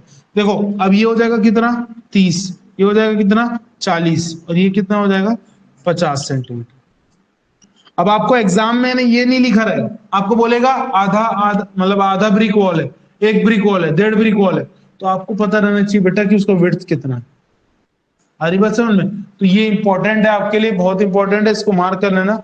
तो थिकनेस ऑफ द वॉल इसी से डिसाइड होता है, वॉल की जो मोटाई होती है वो इसी से डिसाइड होती है। आधा ब्रिक की वॉल है, 1 ब्रिक की वॉल है, 1.5 ब्रिक की वॉल है, 2 ब्रिक की वॉल है, 2.5 ब्रिक की वॉल है।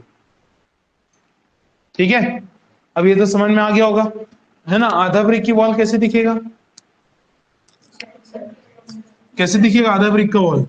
स्ट्रेचर स्ट्रेचर स्ट्रेचर, ऐसा दिखेगा ना। सामने में स्ट्रेचर दिखेंगे, एक ब्रिक की वॉल कैसे दिखेगा?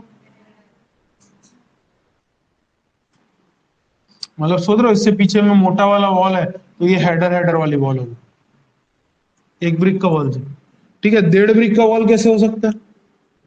ईटा जुड़ाई ऐसे देखियो ना, ऐसा में फिर एक टोक ऐसा रखते हैं, अरे नहीं देखियो क्या, एक ईटा को ऐसे रखते, 2 ईटा को ऐसे ऐसे रखते हैं, है ना। तो ये देखो, ये एक ईटे का कितना हो गया था? 10, और इसके हिसाब से, ठीक है, तो ये कौन सा ब्रिक हो गया? ये आपका एक ब्रिक हो गया, ये एक ब्रिक का नहीं है, ये कहाँ का 1.5 है? ये देख रहे हैं 10 है, ये भी 10 ही हुआ ना, ऐसे के रेस्पेक्ट में यार, ये एक ईटे की दीवार नहीं हुई। अच्छा चलिए, अब बताना, अभी कितने ईटे की दीवार होगी? 1.5 ईटा हो गया ना, ये आधा मतलब 10 और ये पूरा एक हो गया 20, तो कितना होगा? 1.5, तो किससे होगा ये देखो, आ रही बात समझ में? 2 ईटे की वॉल समझ रहे हो, और ऐसी रख देंगे तो 2 ईटा का वॉल, क्लियर है ना। तो ये आपको आपसे पेपर में पूछेगा जनरली, आधा एक, आपसे ये पूछा जाता है, थिकनेस आपको पता रहना चाहिए, इसलिए अपन थिकनेस को ऐसे टर्म में लिख लेंगे। क्लियर है, आगे बढ़ू। Traditional size of the bricks कितना? 210, 110, 75। याद रखिएगा, ट्रेडिशनल ब्रिक साइज पूछेगा 210, 110, 75।